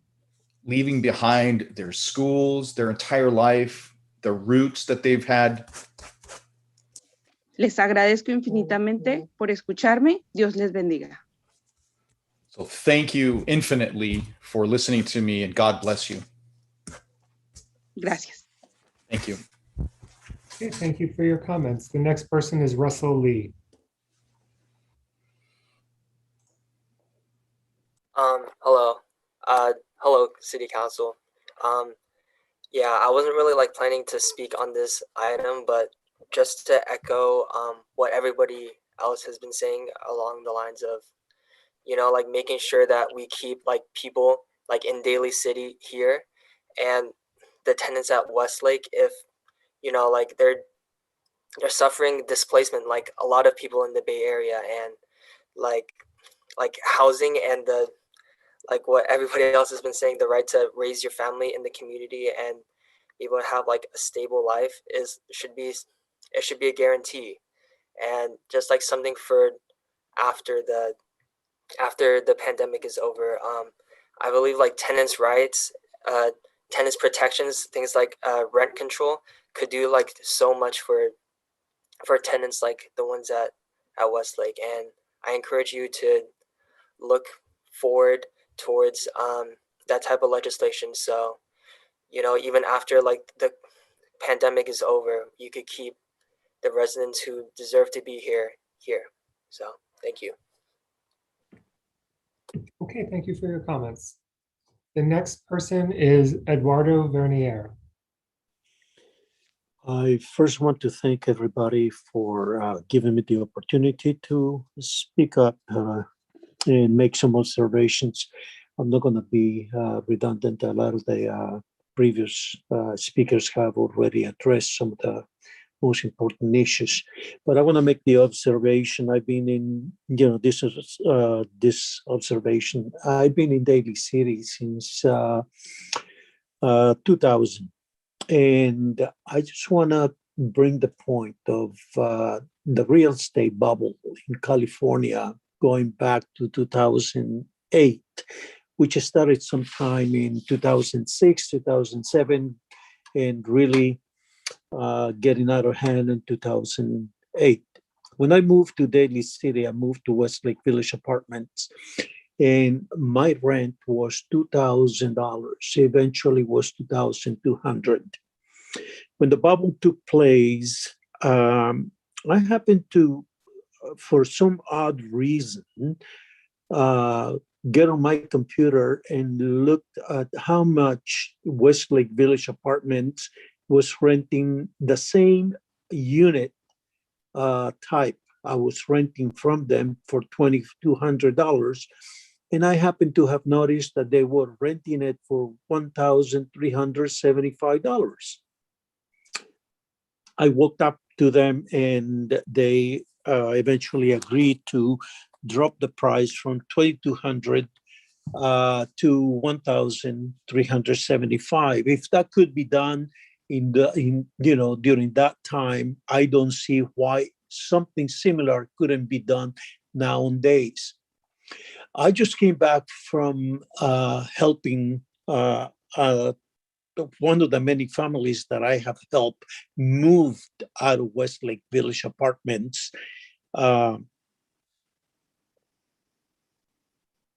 Thank you. Thank you for your comments. The next person is Joss. If you could state your full name before your comment, please. Yeah, my name is Jasmine Ordonez. I also wasn't going to speak on this comment on this this item, but just, I also stand in solidarity with the tenants of Westlake. It also, worries me a lot as a Daly City resident because most of these tenants are people of color, specifically, Latino folks. And as we know, there have been about 3 ICE raids in the past year and a half, just in this apartment. The last ICE raid, the last time ICE came in and took a man was at these apartments. And it's really worrying that we're not addressing that as well. And that I'm not sure if the tenants know about that, but when we were out there, we were informing the community and people were thanking us because this isn't something that's transparent to the community, that there's ICE raids, there's ICE in that area. And as we know, our sheriff also cooperates with the ICE. So that's very dangerous. So I support that these tenants want to be safe in their home. And yeah, I just wanted to address that because that is where one of the last ICE raids happened, was in that Westlake apartment.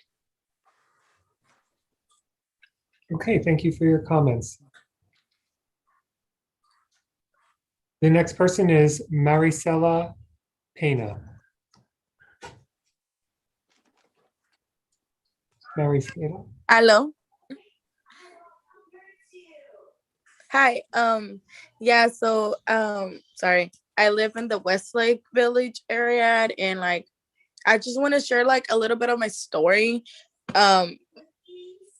A year ago I moved to Westlake, you know, before moving to Westlake, I wasn't stable. I was a teen mom. I now have my baby is like he's 3, he's going to 4, and like we finally got to a place where we could be stable, but due to the pandemic, like everything is like I feel like we're going through the same process again, where I feel like they're gonna kick us out, and like I can't afford an apartment that is so expensive, and now I don't even have anything saved for me or my kid, and like I would appreciate if you guys like could help us, not just me but the whole community. And I know maybe it's a lot to ask, but if you guys like, you know, see the situation, it's not like we don't want to work. It's because there's not a lot of jobs now. And you know, it makes me nervous. Like I ask myself, where am I gonna go now? Am I gonna be homeless again, or do I have to look for a shelter? And like, you know, I don't want my kid to go through that again. And like it's heartbreaking. Sorry.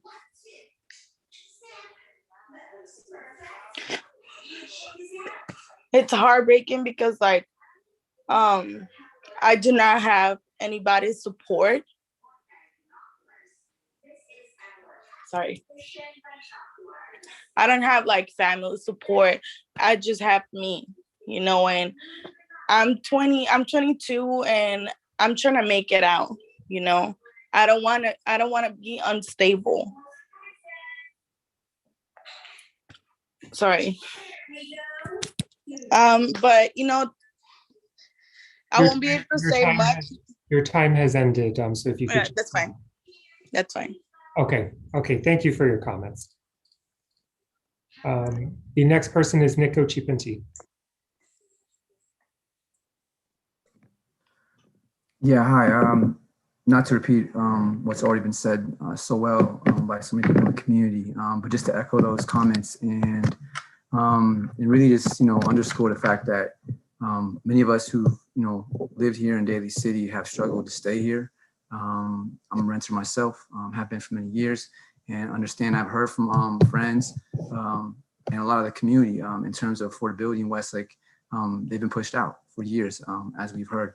On top of that, I know the Daly City Council has heard, considered laws, policy around rent stabilization, and those weren't passed. I know there was a hold on any evictions prior.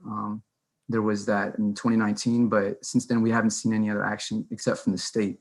In the state through Governor Newsom, I think Reps David Chu and a few other folks, of course, our legislature passed rent control. And so we have that 5% plus the cost of living, but we know that in the Bay Area, that amounts to about 9 or 10% raises to a rent per year as a maximum, which displaces so many people that it's not something we're making up. It's not something that I think is unheard of. I know that City Council is taking measures to address housing in our community. However, in light of the past items on today's agenda and ongoing developments, we know that building more market rate housing is not going to solve anybody's problems here in our community. While it will provide housing, affordable housing is in dire need. And beyond that, those who already live here need some kind of rent stabilization and protection that goes beyond what we're seeing during COVID-19, which of course, even as affecting us all, we need more creative solutions and ways to preserve that. So I would encourage the council to consider all of these recommendations. And of course, thank you for this resolution and the work of Faith in Action, everybody in the community, for bringing it to the attention of our community here. Thank you. Okay, thank you for your comments. Is there anyone else that would like to comment on this item? I do not see any other raised hands.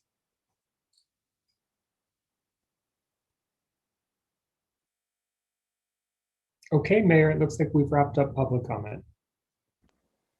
Thank you, Mr. Stolte. And I want to say thank you to everyone that provided public comment on this item. You know, it's something really important that we hear straight directly from community members. This resolution was brought forth to me from the community for the community, and wanted to let you all know that that's why it's on the table. I had the opportunity to meet with Faith in Action, with many of the community members that shared their stories, and also proposed this resolution that is in front of us. And so just wanted to share that with my colleagues. Also, in the question of, you know, the resolution language came directly from Faith in Action and the community members, but I do want to say that our staff was also present to hear from them directly. So I come from a background of public administration, and so with that background, it's always around the end goal of figuring out how can we actually make sure that this program, or how do we assist in reaching out to landlords, right? Encouraging them to apply. I hear there's two things here. Well, number one is not everyone may know about the program and understand the program. Number two, it sounds like it's very cumbersome to apply as far as the application process. So those are two things that I know from initial conversations with community members, that it's important to kind of see where we can provide support in that regard. And so I know this resolution is from the community, but I'd like to add a whereas clause, so that there is some action-based support in continuity to working with one another. And so what I want to propose in addition is a whereas clause is the City of Daly City staff will work with Faith in Action to find ways to reach out to landlords, and also the community members to find, let's see, whereas to reach out to landlords, to find ways to reach out to landlords and work with community to work with community around access, more accessibility to application assistance.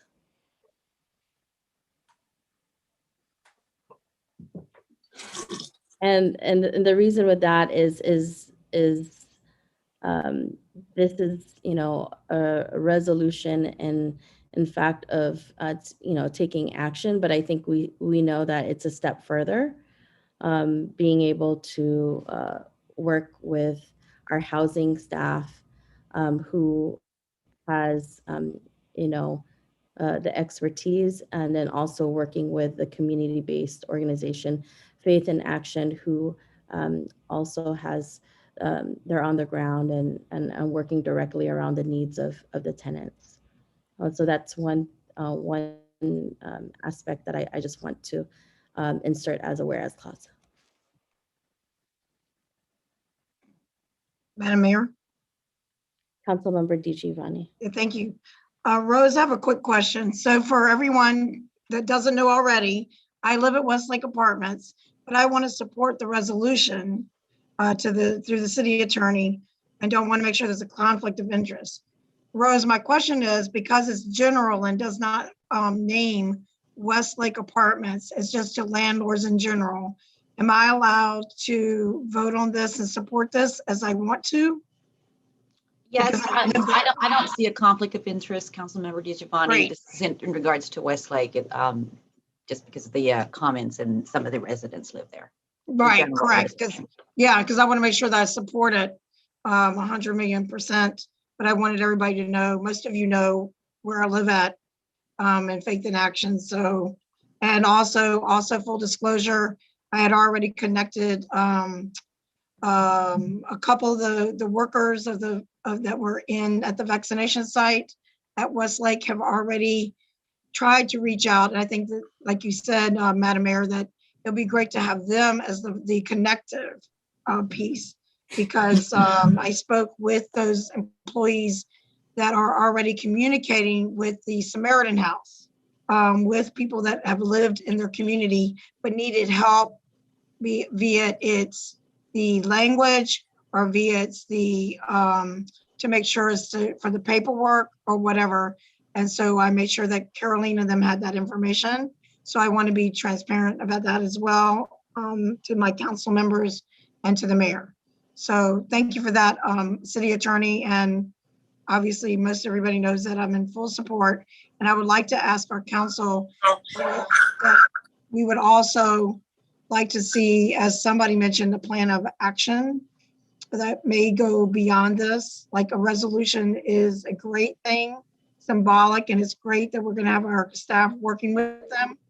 But maybe we could figure out at a council meeting how to make it more viable, because such a large percentage of renters are in our community, and we want to be fair to everyone, and we want to make sure that these families that are being forced out, because especially because of COVID, that are not supposed to, or what have you, that we do something that is a plan to move forward as a council that maybe has more legislative process to it at that time.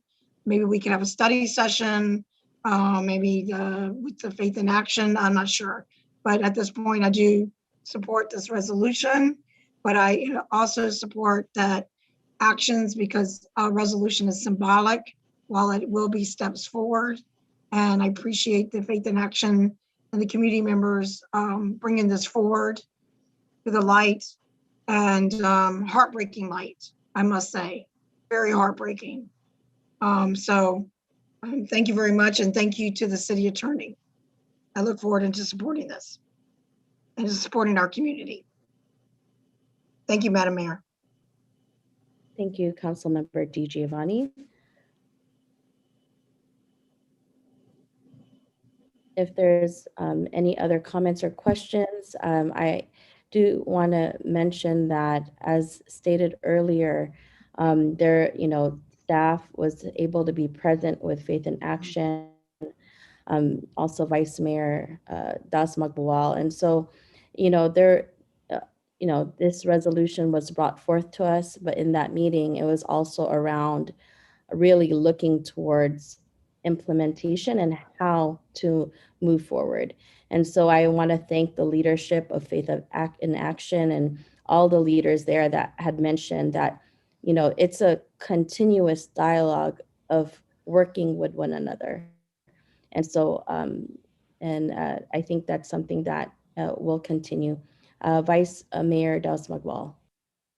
Thank you, Mayor. I just want to say thank you for all the guest speakers that came out. And it's getting late in the night, and it's dinner time, and the last thing you all want to do is come on to a city council meeting. But I myself is a renter, and I've been speaking to students of mine that have been affected by COVID, and it's something that is unprecedented, and we got to do unprecedented things. So I really hope that we go beyond the resolution as well. I also want to give a big appreciation to Mayor Manalo for setting up or working collaboration with Faith in Action to putting together that meeting. where we had staff, myself, Mayor Manalo, and having this collaboration of the community and city staff and leadership to bring this to the floor today. So I'm in full support of this, and I yield my time. Thank you, Vice Mayor Das Magboal. And I see Council Member Glenn Sylvester. Hey, thank you so much. I'll say at the onset, I am complete support. However, I need clarification on the amendments to be added. So my first question is to the city attorney. When you're talking about rents and the collection of rents, to my understanding, this is not a criminal matter, but it is a civil matter. And can the city interject its involvement in regards to civil matters? So if the city is not a party, no, it would be a private action with the tenants and the landlord. Yes, that's what I'm thinking. So Yes. passing such a resolution to include additional amendments and say, for instance, one particular group, I do see a common denominator here, and that's Westlake Apartments. However, this resolution is based for the entire city of Daly City, all landlords and all tenants having the right to stay at home. To I specifically identify one particular group, I believe there are other groups within our city who can provide resources, such as Daly City Partnership. I have a problem with the amendments and wanted to get your thoughts on that.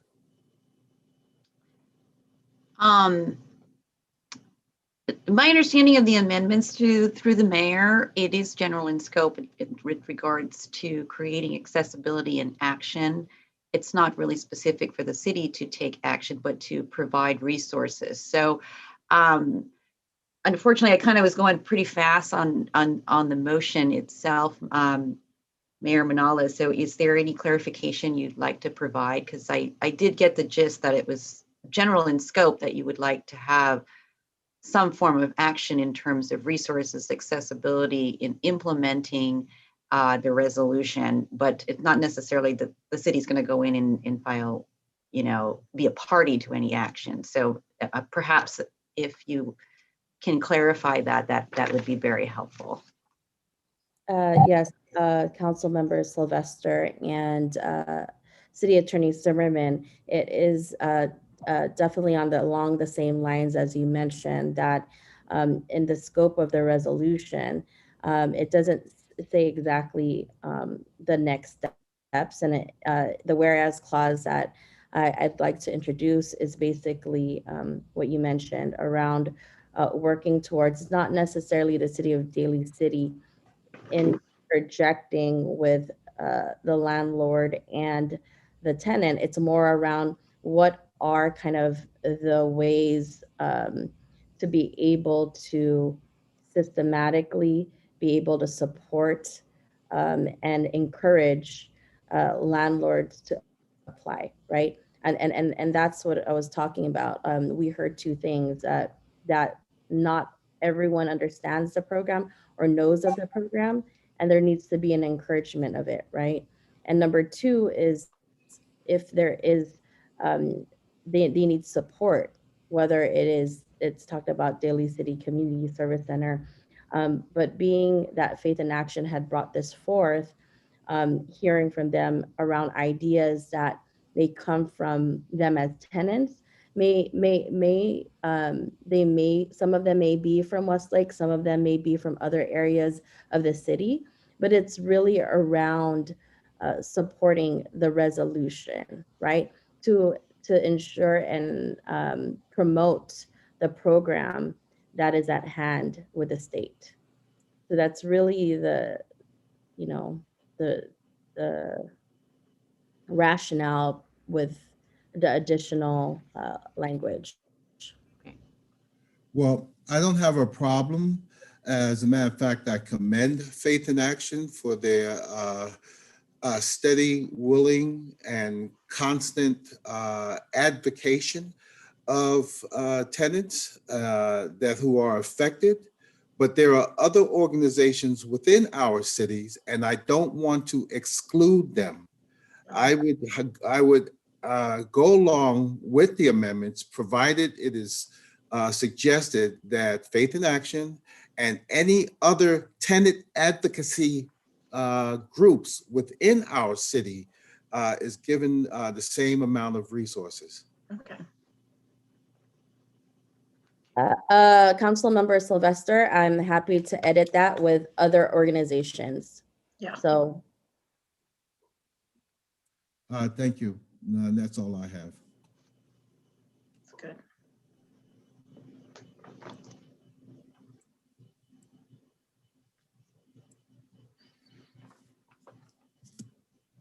you have another comment, Councilmember Sylvester? I see your hand raised. Yeah, I'm trying to take that hand Oh, down. okay. I'm looking for how do you do it, and it disappeared on me. I'm sorry. I'm No, done. that's okay. Okay, thank you.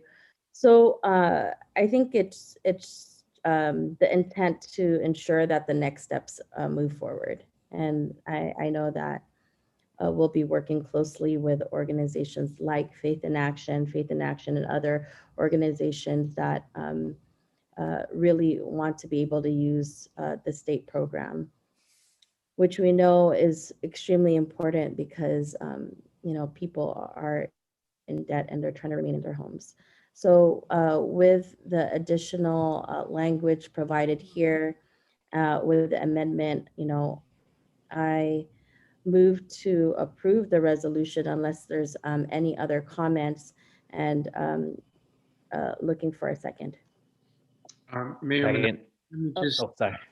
if I can just say that I want to thank you for your leadership on this and for meeting with Faith in Action. This was really a community effort that resulted in something that was really tangible and good for the community. I enjoyed listening to the stories. Maybe enjoyed is not the right word. I was actually heartbroken to hear some of the stories that the community members, especially the young mother who is struggling and lives in Westlake. I'm disturbed to hear that there have been some ICE raids at the apartments. That is new information to me, and I'm very concerned about that. And I'm hoping that we can look into that and make sure that that doesn't happen, because we are, for all intents and purposes, a sanctuary city, and that should not be happening. So it's because of these kind of outreach efforts, these kind of public forums, that we're able to listen to the community and find out what's going on, that I'm grateful that you were able to get this piece together, and I fully support it, and with all the amendments. Thank you. Thank you, Councilmember Benaventura, for your comments and your support. So at this point, I'm asking for a second for the resolution. I have a second from Councilmember Giovanni, and at this time, may we have a roll call, please? Mr. Buenaventura, Aye. Dr. Rod, Aye. Ms. Di Giovanni, Aye. Mr. Sylvester, Glenn Sylvester, aye. Ms. Manalo. Aye. Thank you very much. Thank you to all of the community members that came here this evening to speak. And also just wanted to let you all know that the city has also provided over $1 million for renters assistance, and that is being facilitated through the Daly City Community Center. And that's also another resource for you all, and just wanted to share that. So thank you again, and I know that we're going to continue working with one another.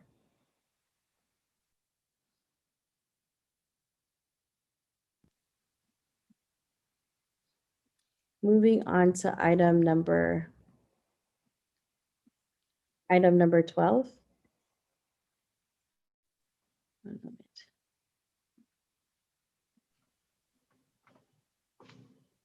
Item number 12 was approved through the consent agenda, Madam Mayor. Okay. Thank you very much. I'm all the way scrolled down on my agenda. Let me pull it up. Okay, so now moving on to our ordinances. Item number 13. This is the second reading of the ordinance number 1446, adding chapter 17.56 to the Daly City Municipal Code regarding CC Commercial Cannabis Combining District. And at this time, we have Attorney Zimmerman to present.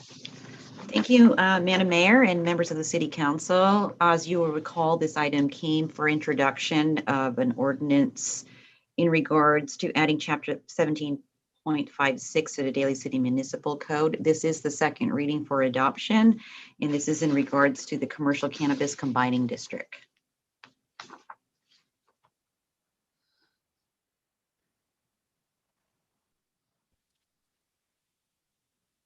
At this point, are there any comments from my colleagues? It's a second reading. And during the second reading, is there public comment? To the extent that there are comments that need to be made, it's not a public hearing. The council can hear comments. Okay. Thank you very much. At this point, are there any comments in the public? And if so, we'll provide an opportunity for 2 minutes.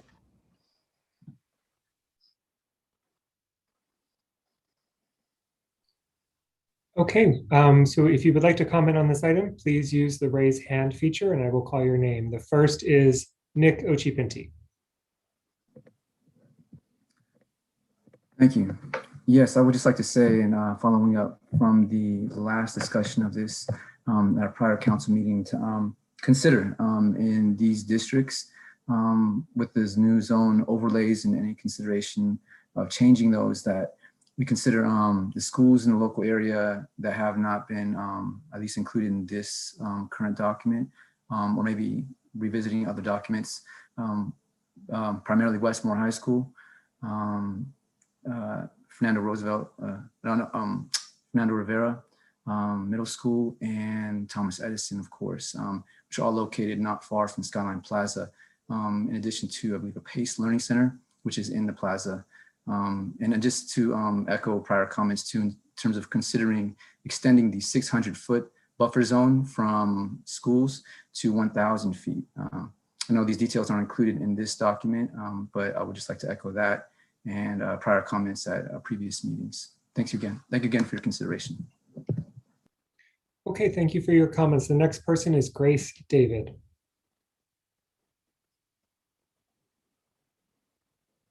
Grace David, if you'd like to unmute yourself. Good evening. My name is Grace David. After the March 22nd meeting, I was deeply disturbed by the passing of the 6 recreational cannabis dispensaries, only 600 feet from schools, which is 1 average block from schools. You've heard from the residents who spoke, arguing that there are too many and too close to schools. I have strong belief that this is not right for our community. The next day, I drew up a petition, which at the same time polls what people think is an acceptable number of cannabis stores here in Daly City. So far, I have 177 signatures from Daly City residents 18 years old and above.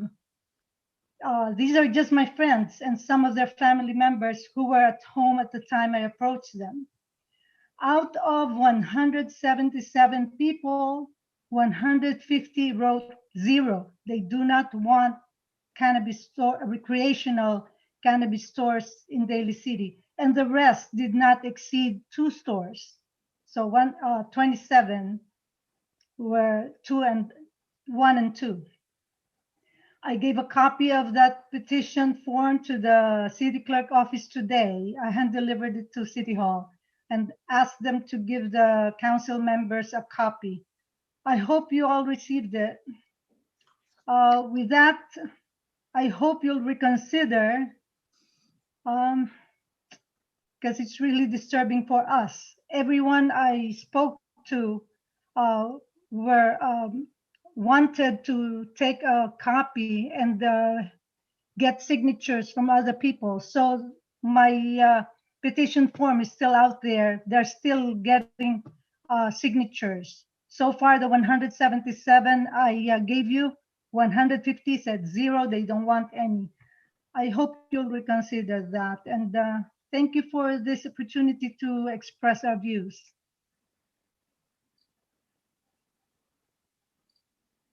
Okay, thank you for your comments. In just one moment, I'll call the next person.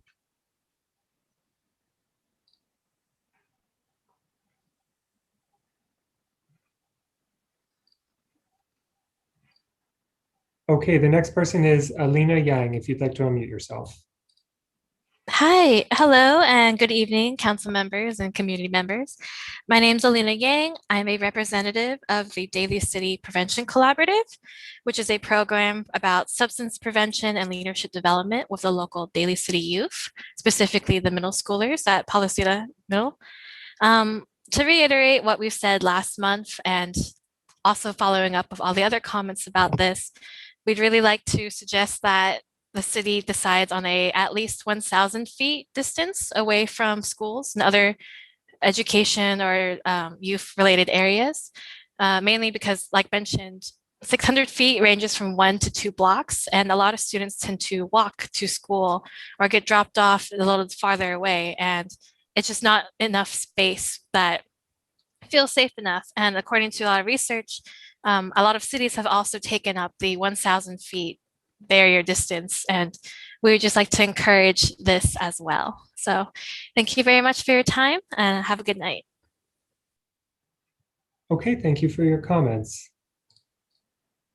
I believe that is the last raised hand we have here. Thank you, Mr. Stolte, and thank you for all those that provided a public comment on this item. If there, at this point, are there any comments from my colleagues or discussion? Yes, Madam Mayor. Councilmember DiGiovanni. Thank you, Madam Mayor. First, I'd like to acknowledge that we did receive a copy of what the community members wrote in the petition. And I want to acknowledge that and thank them for voicing what they appear to not want in our community or what they do want. And it looks like it was open-ended where it says acceptable number of cannabis. It wasn't swayed one or the other. And I noted that the majority voted 0 and only a few put maybe 1 or 2.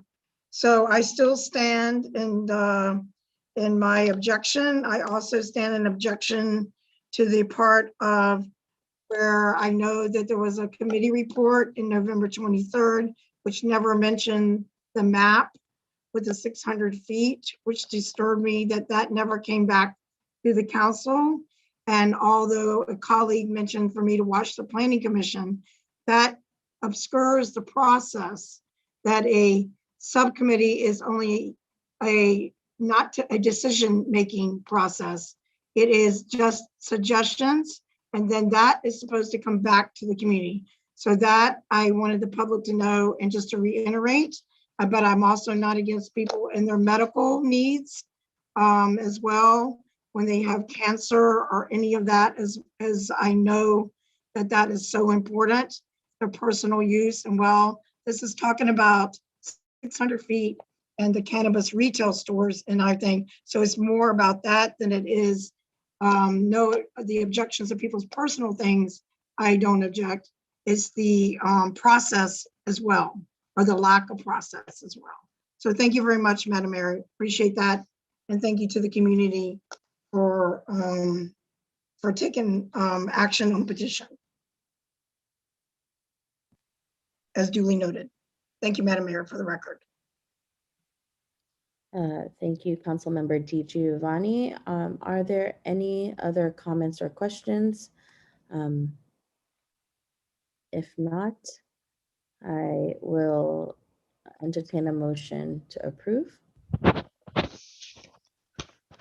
Motion to approve. Second. Okay, I have a first and a second. And at this time, may we have roll call, please? Mr. Buenaventura, Aye. Dr. Rod, Aye. Ms. Di Giovanni, No. Mr. Sylvester, Glenn Sylvester, aye. Ms. Manalo. Aye. Thank you very much.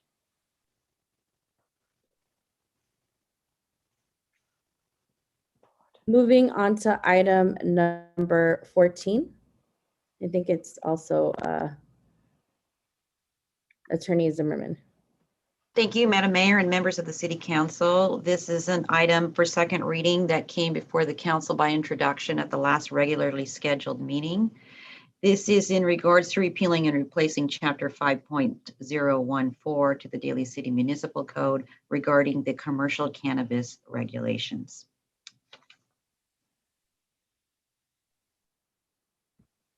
Thank you very much, Attorney Zimmerman. If there are no public comment, I will ask my colleagues if there's any discussion. Fine.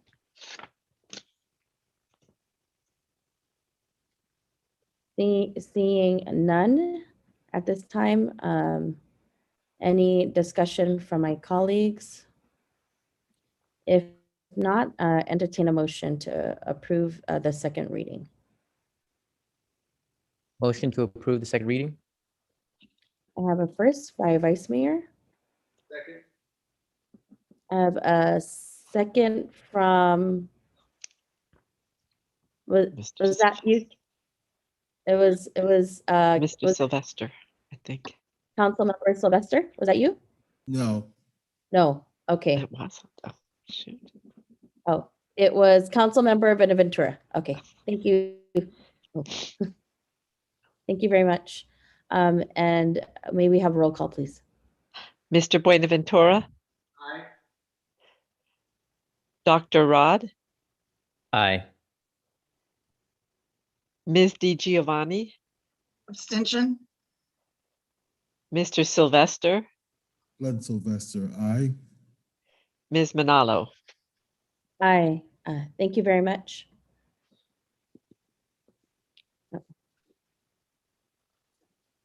All right, thank you. At this point in time, we are at public appearances and oral communications on any item not on the agenda.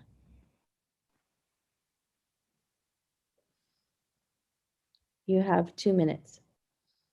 Okay, if any member of the public would like to speak, please use the raise hand feature and I will call your name. And then please just pay attention to the timer on the screen so you can judge the 2 minutes. Okay, the first person is Nico Chipinti. Yes, thank you. Yeah, tonight I'd like to speak on an important issue. I think all of us may have seen in the news, and that's that a man was shot and killed recently this week, just by Daly City BART, a few blocks down. Just to underscore what we're seeing nationally and international news, you know, Dante Wright was another man who was just shot and killed in Minnesota. And seeing the reaction is something that I think we all feel. We all know that is a reality here in Daly City as well. To echo a few things, one, we're asking for transparency around this issue immediately. Watching the press conference this morning in Minnesota underscored the kind of actions that a city can take, even though we know this investigation is being handled by the DA here in San Mateo County. We also know that the DA has handled other cases in ways that we don't all agree with, and in ways that we think that justice could be provided differently if not more justifiably. So we're urging complete transparency around that with the family, obviously, all those involved, and the public. Beyond that too, just in light of the fact that we're addressing all these hate crimes against our Asian American community, and to stop Asian hate and to think about public safety in a way that sustains our community, especially here in Daly City.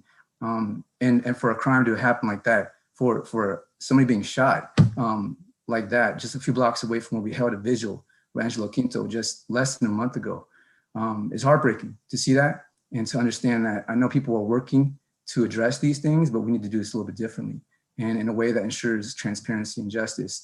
In addition to that, understanding that the Black Lives Matter movement is more than just a momentary thing. This is something that we've been doing and seeing for many years in terms of civil rights and human rights. And so ensuring that and understanding that we want to work with the community to be able to provide that, I would encourage the City Council to make a public statement as soon as possible and address this with full confidence in the public to also be a part of that process. Thank you. Okay, thank you for your comments. The next person is Giodor Tronco. Hello, my name is Giodor Tronco. I'm just echoing what Mr. Uchipini mentioned. I just wanted to see like when should we expect a follow update in terms of like being more informed on what happened on that day. As he said, like a lot of us, such as myself, we live like close to that. That's like literally down the street from my house. So I would like to get full transparency in due time of like what happened, just to be more informed for public safety. Thank you. Okay, thank you for your comments. The next person is Russell Lee.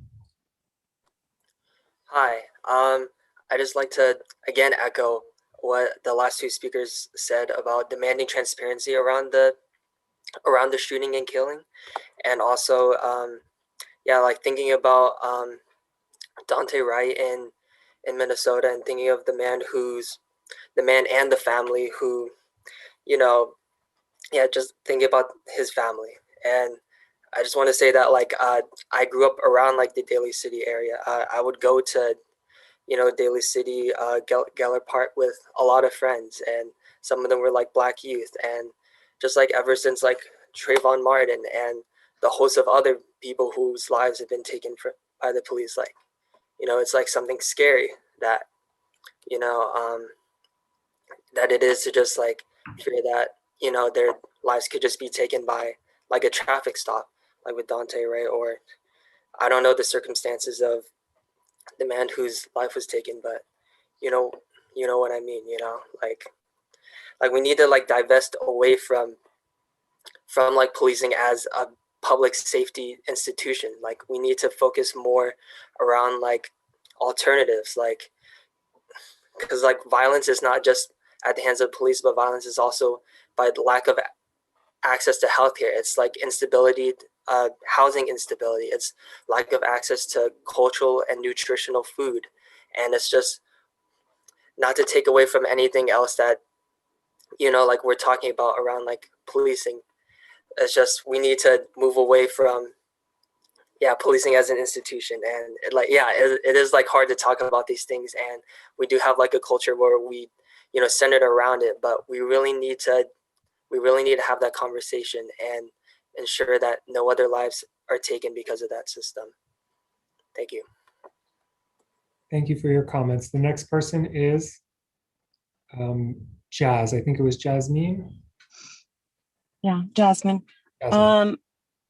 I'm sorry. Yeah, so honestly, the community is enraged right now. I'm enraged right now. Since this news came out, we have been relentlessly looking for information ourselves, and we found it. It's crazy to me how us as community members had to do all the research to find out this person, to locate the family. I just spoke with the sister, and she wants to let it be known that the family is coming for justice. The family is coming for justice, and they are broken that they lost their brother. We have the name. You know, we're going to be working with the family. I don't know. We're past reform, honestly. Like, this is something that I feel like a lot of the community, we know that this council, maybe not everybody, but a lot of you are pro cop. And that's why a lot of people are discouraged to come on here and even make comments like this or even address this. But this is our community, and we are so broken over this, that this is being allowed to happen, that you guys are talking about putting money towards housing, but not towards another mental health physician when we still only have one. We have one. I just saw like 5 cops rush right now with the fire department for nothing over here by my house. I live by somebody that has mental health problems, that I've had to talk to the mom and de-escalate it without the police, because they're not treated like human beings. This is a Black person. You guys show up to Angelo Quinto's vigil and say things. You can't choose what lives matter. You can't. The last council meeting, Glenn was naming the cops that got killed. What about the young people that have been killed here? Like, we can't just pick whose lives matter. We can't keep sweeping this under the rug. We cannot. This is a person's life that was killed, a father with 2 children. So that's what I want to say tonight. I was going to say something all proper and everything, but I'm done with the proper. What is the officer's name? We want transparency. The community, not just for DC, not just us, the community is messaging us like, what is going on? Why do we not know? Okay, thank you for your comments.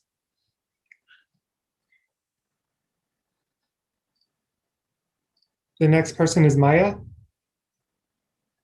Please state your full name. Hi, I'm Maya Algarico. Just like everyone else, I am demanding transparency with the family and the community affected with the recent officer-involved shooting and killing here in Daly City. We know that our police department has historically and still actively engages in police violence. You were thanking the police department earlier. You say that they have sworn to reduce crime rates and improve the quality of life of our community, but frankly, this incident proves that false. What about the crimes that the police commit against the community? What about the quality of life that was just stolen by the hands of the police here? The fact that that man was shot by the police across the street from Marchbank Park, where the vigil, like they were saying earlier, in the memory of Angelo Quinto, who lost his life to the hands of the police in Antioch, speaks to the fact that the police continue to lack the respect and ability necessary to ensure public safety in our own neighborhoods. And if I remember correctly, some of the council members there were stating how deeply that incident affected them. Yet in this case, here in Daly City, absolutely nothing. It's disgusting. It's a real shame to see our council show no sense of urgency or care when there was an officer-involved shooting here. It is inherently violent and negligent towards the safety and well-being of our community to ignore this incident. Prove to your community that our lives matter more than the commodification of our body and the labor that you benefit from. Prove to your community that Black lives matter. Thank you. Okay, thank you for your comments. The next person is Samantha Avila. Hi, my name is Samantha Avila. And again, as like many other people are repeating, I'm demanding justice for the man that was killed just a couple days ago.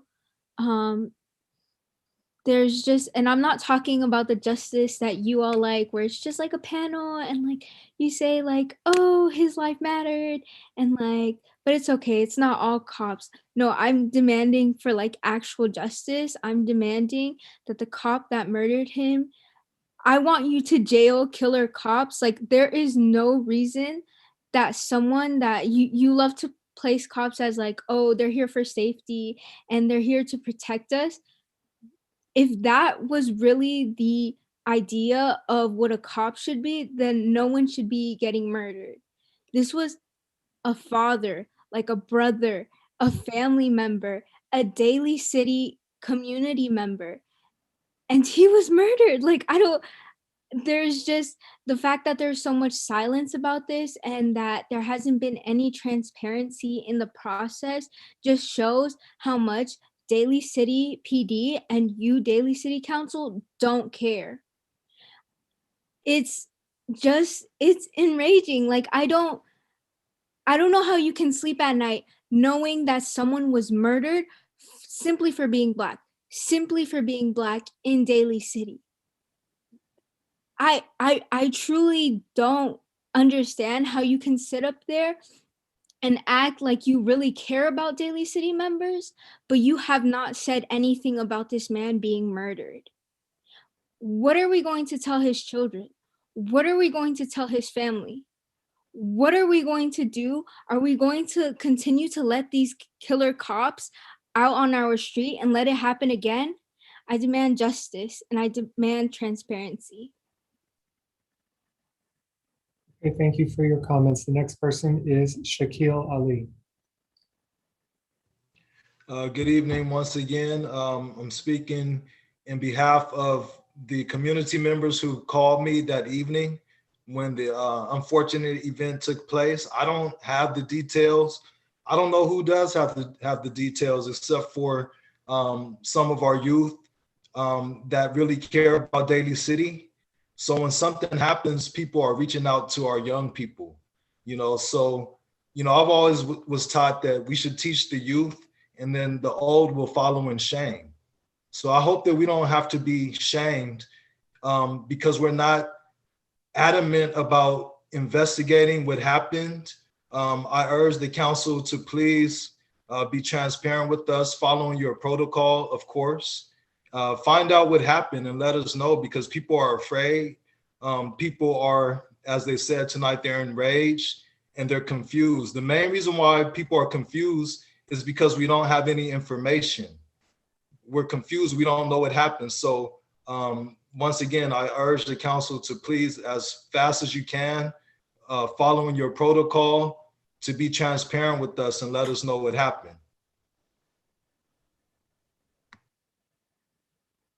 Thank you for your comments. The next person is Jeremy Jansen. Hi, my name is Jeremy, and I am with Daly City for Black Lives.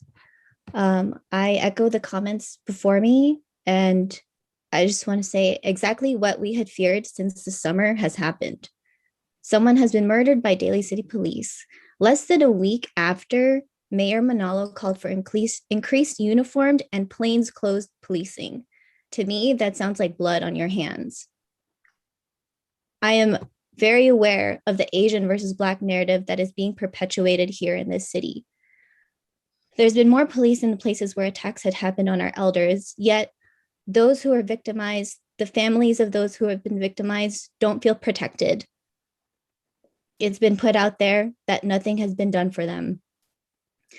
The circumstances and the reasoning does not matter for what had happened because that doesn't validate the murder that happened last week, that state-sanctioned murder. This summer, just last summer, 2 months ago, after we had those empty study sessions, an Afro-Latina man was targeted and brutally arrested on video only months after the study sessions. It's often said that it doesn't happen here. We're Daly City. We're not Minnesota. It's happening. It happened. All these conversations about ethnic studies and showing up for community, it's empty. What more justice can we gain for the dead? He's dead. He's been killed by police that you led on to the community. True justice would be that this person would still be here at home. That's justice. No empty taken to the courts in the circus of politics in this game that you all play with people's lives. The gun is part of the uniform. I cannot reimagine public safety. Whose words were that?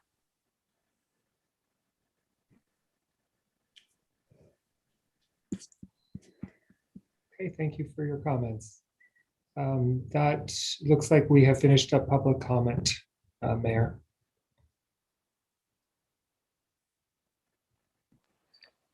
Thank you all so much for your public comment this evening. There is an investigation that is going on and we are all concerned. and we are committed to transparency. At this time, there is a further investigation.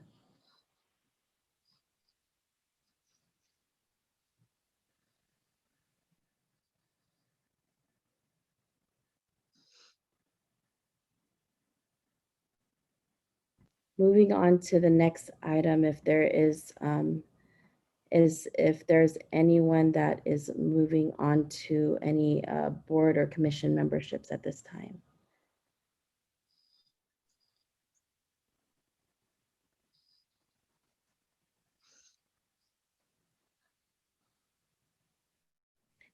Seeing none, moving on to council committees.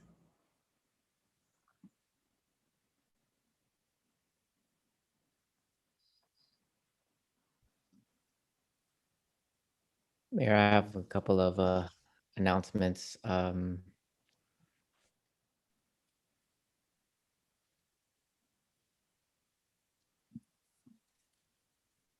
know it's not, I can't comment on public comment, so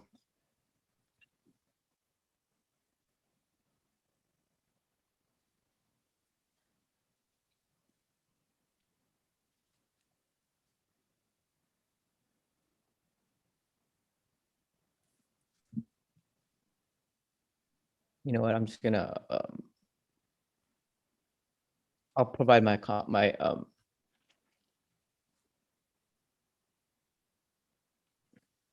updates for next meeting.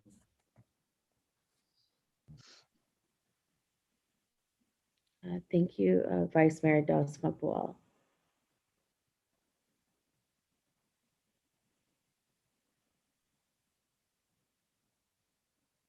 If there's no other council committee reports at this time.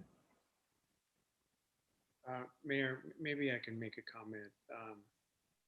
So I just want to go back to the public comment part, because I think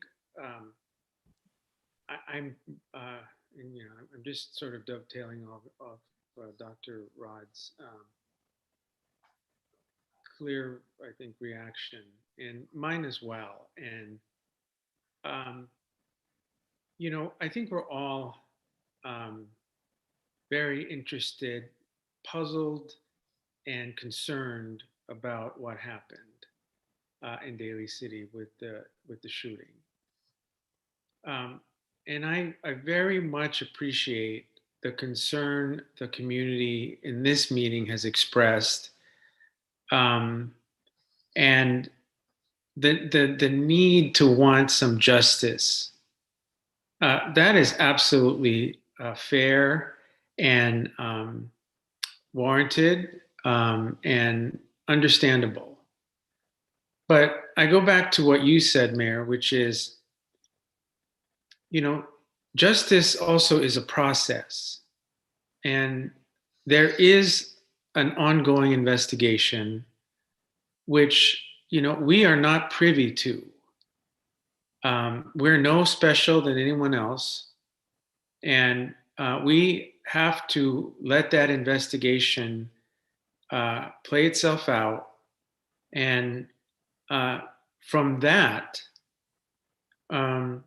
we will figure out what justice should look like. So I know there's a hurting going on. There's an eagerness to, you know, demand certain things. But I would urge the community to, and this is no easy feat, but it's something that we need to do fairly, openly, and go through that process so that in the end, we could say that we investigated it, or they investigated it, that we let the facts lead us to where they are. And then if there is some unfairness, something that we perceived is just not right or wrong, and then we'll see where we are in terms of what we can do. But I just, I don't want the community to think that we don't understand, or that we don't care, or we're just letting it go. That's far from the truth. I know that we are all very deeply concerned and affected by it. Um, and so I'm grateful for your comments, all of you who made public comment. But let's let the process take us where it leads to, and let's hope that justice will prevail. But let us not speculate as to what happened, as easy as that might be, and as hearsay upon hearsay statements come around. And let's see what happens. And so I'm confident that that the facts will come out, and whatever justice looks like will happen. So thank you, Madam Mayor. Thank you, Councilmember Bonaventura.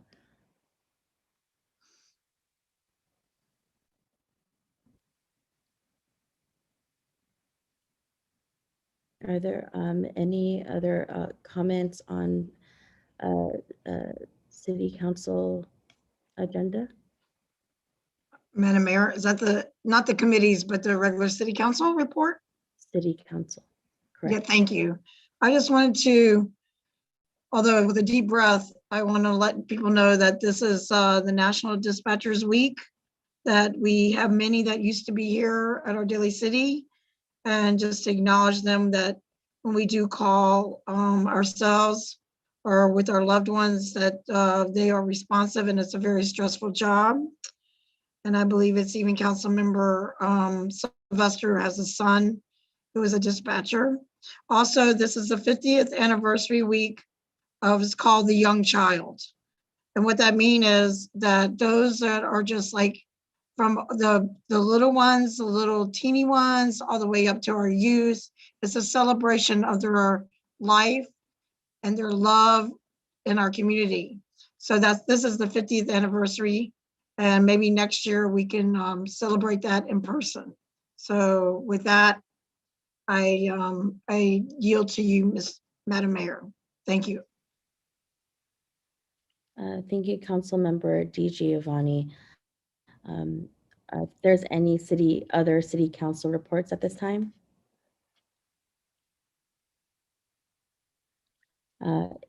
If none, we'll be moving forward to the next agenda item.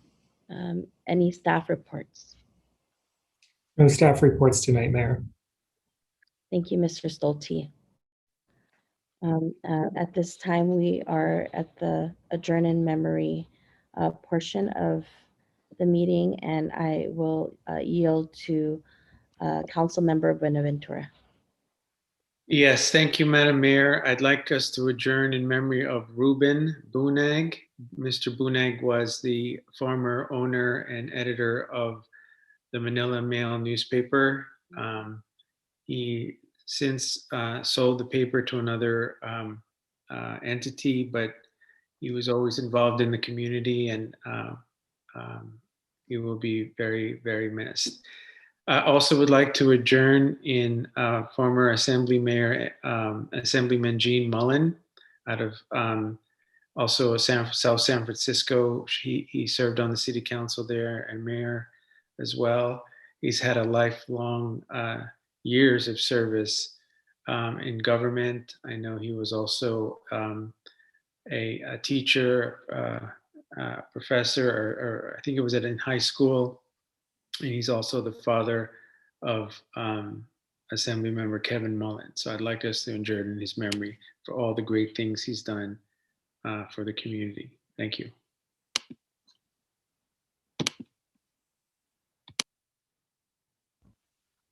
Thank you, Councilmember Bonaventura. I will adjourn in memory for Marcela Basco Sicat, Elaine Velasquez's grandmother, who Marcela Basco Sicat was born in Pampanga, Philippines on June 29th, 1926. She was the firstborn of 6 children and helped her parents with caring and raising her siblings during World War II. Stella met and married her sweetheart, Marceliano Sicat, a Filipino soldier serving the U.S. Army. The two were married in 1949 and raised 10 children. Stella was a strict mother who was known to scold and lecture often, but she wanted to ensure that her children kept themselves busy and working towards their goals. She instilled a strong work ethic and tireless determination to reach her dreams. In 1993, Stella and Buko migrated to the US and spent the next 20 years helping to raise their Filipino American grandchildren in Daly City. Stella passed at the age of 94 and will be missed by the family that she leaves behind. Her memory will live on through her 10 children, 31 grandchildren, and 23 great grandchildren. Also, in honor of Franklin Charles McKinney, he was a Bay Area native who gave much of his life developing young youth through basketball. He was also a deckhand on the Blue and Gold Fleet. Every time he entered the room, he brought this amazing smile that brightened the room. He was a dear friend and to my husband and to our family. Frank was our groomsman in our wedding. He will be missed dearly for his warmth, kindness, and jovial spirit. Also, for Stephen Brian Lim, Keith Okada's best friend. Stephen Brian Lim was born on April 7, 1969, in San Francisco, California, only son of William Walter Lim from Phoenix, Arizona, and Jana Yusuku Higashi Lim from Honolulu, Hawaii.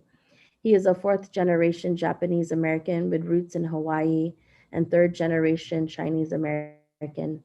He grew up and lived in Daly City since he was 4 years old, a true Daly City local, a California native. Stephen attended Highlands Christian Academy from preschool until his sophomore year in high school and graduated from Westmore High School. He initially attended San Jose University as an aeronautical engineer major, but chose instead to open a comic book shop with his friend Fred Wong. He wanted to do something he enjoyed to share joy with others, so he opened up a comic shop at the age of 20. The comic book shop was successful and touched and influenced a generation of Daly City youth, developing lifelong friends from that experience. At 16, Janet became his first love, and they dated for a month until her father said she was too young to date, and they broke up. But 20 years later, they ran into one another again through a common friend. Janet lives in Texas and Stephen in California. That he pursued her, won her heart, and married her. They were married for 15 years. The greatest day in Stephen's life was the day he became a dad. He was completely undone when his son was placed in his hands. Kai was the joy of his heart. Stephen was the best dad, a mixture of love and affection, uh, and loving, firm discipline. The theme of Stephen's fatherhood, whether in affection, playfulness, or discipline, all was founded on love. He had an amazing ability to communicate with others. He was an excellent listener, and he had the ability to distill complicated thoughts into understandable language that to a 4-year-old and to a 99-year-old could understand. His faith was evident in how he lived his life in his gracious speech. And last but not least, Daniel Guarin, which is Ray Guarin, a Daly City resident's brother. Um, May we all have a moment in silence. Mayor, can I adjourn it as well? Yes, of Sorry course. about that. I just want to adjourn on behalf of the hip hop artist, rapper Earl Simmons, aka DMX, who's a prolific rapper and actor who rose to fame in the late 90s and 2000s, and he was 50 years old. He suffered a heart attack on April 2nd, and he's a generational talent. where I played a lot of his music during my undergrad years. And I would, as a person that teaches in the hip hop learning community, at Cypher Learning Community in Skyline, I want to honor his memory as well. Thank you, Vice Mayor Dr. Rod Magboal. And I just, I don't know the details and the name, but at this time, in honor of the gentleman that had passed away, and many have spoken up for him. I don't know his name, but as the investigation goes on, but it also in honor of his life. May we all have a moment of silence.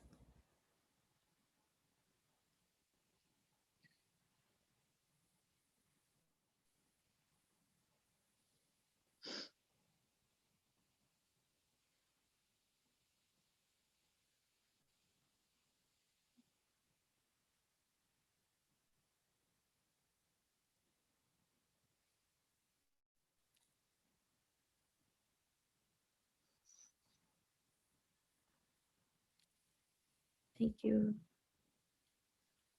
Take care and be safe.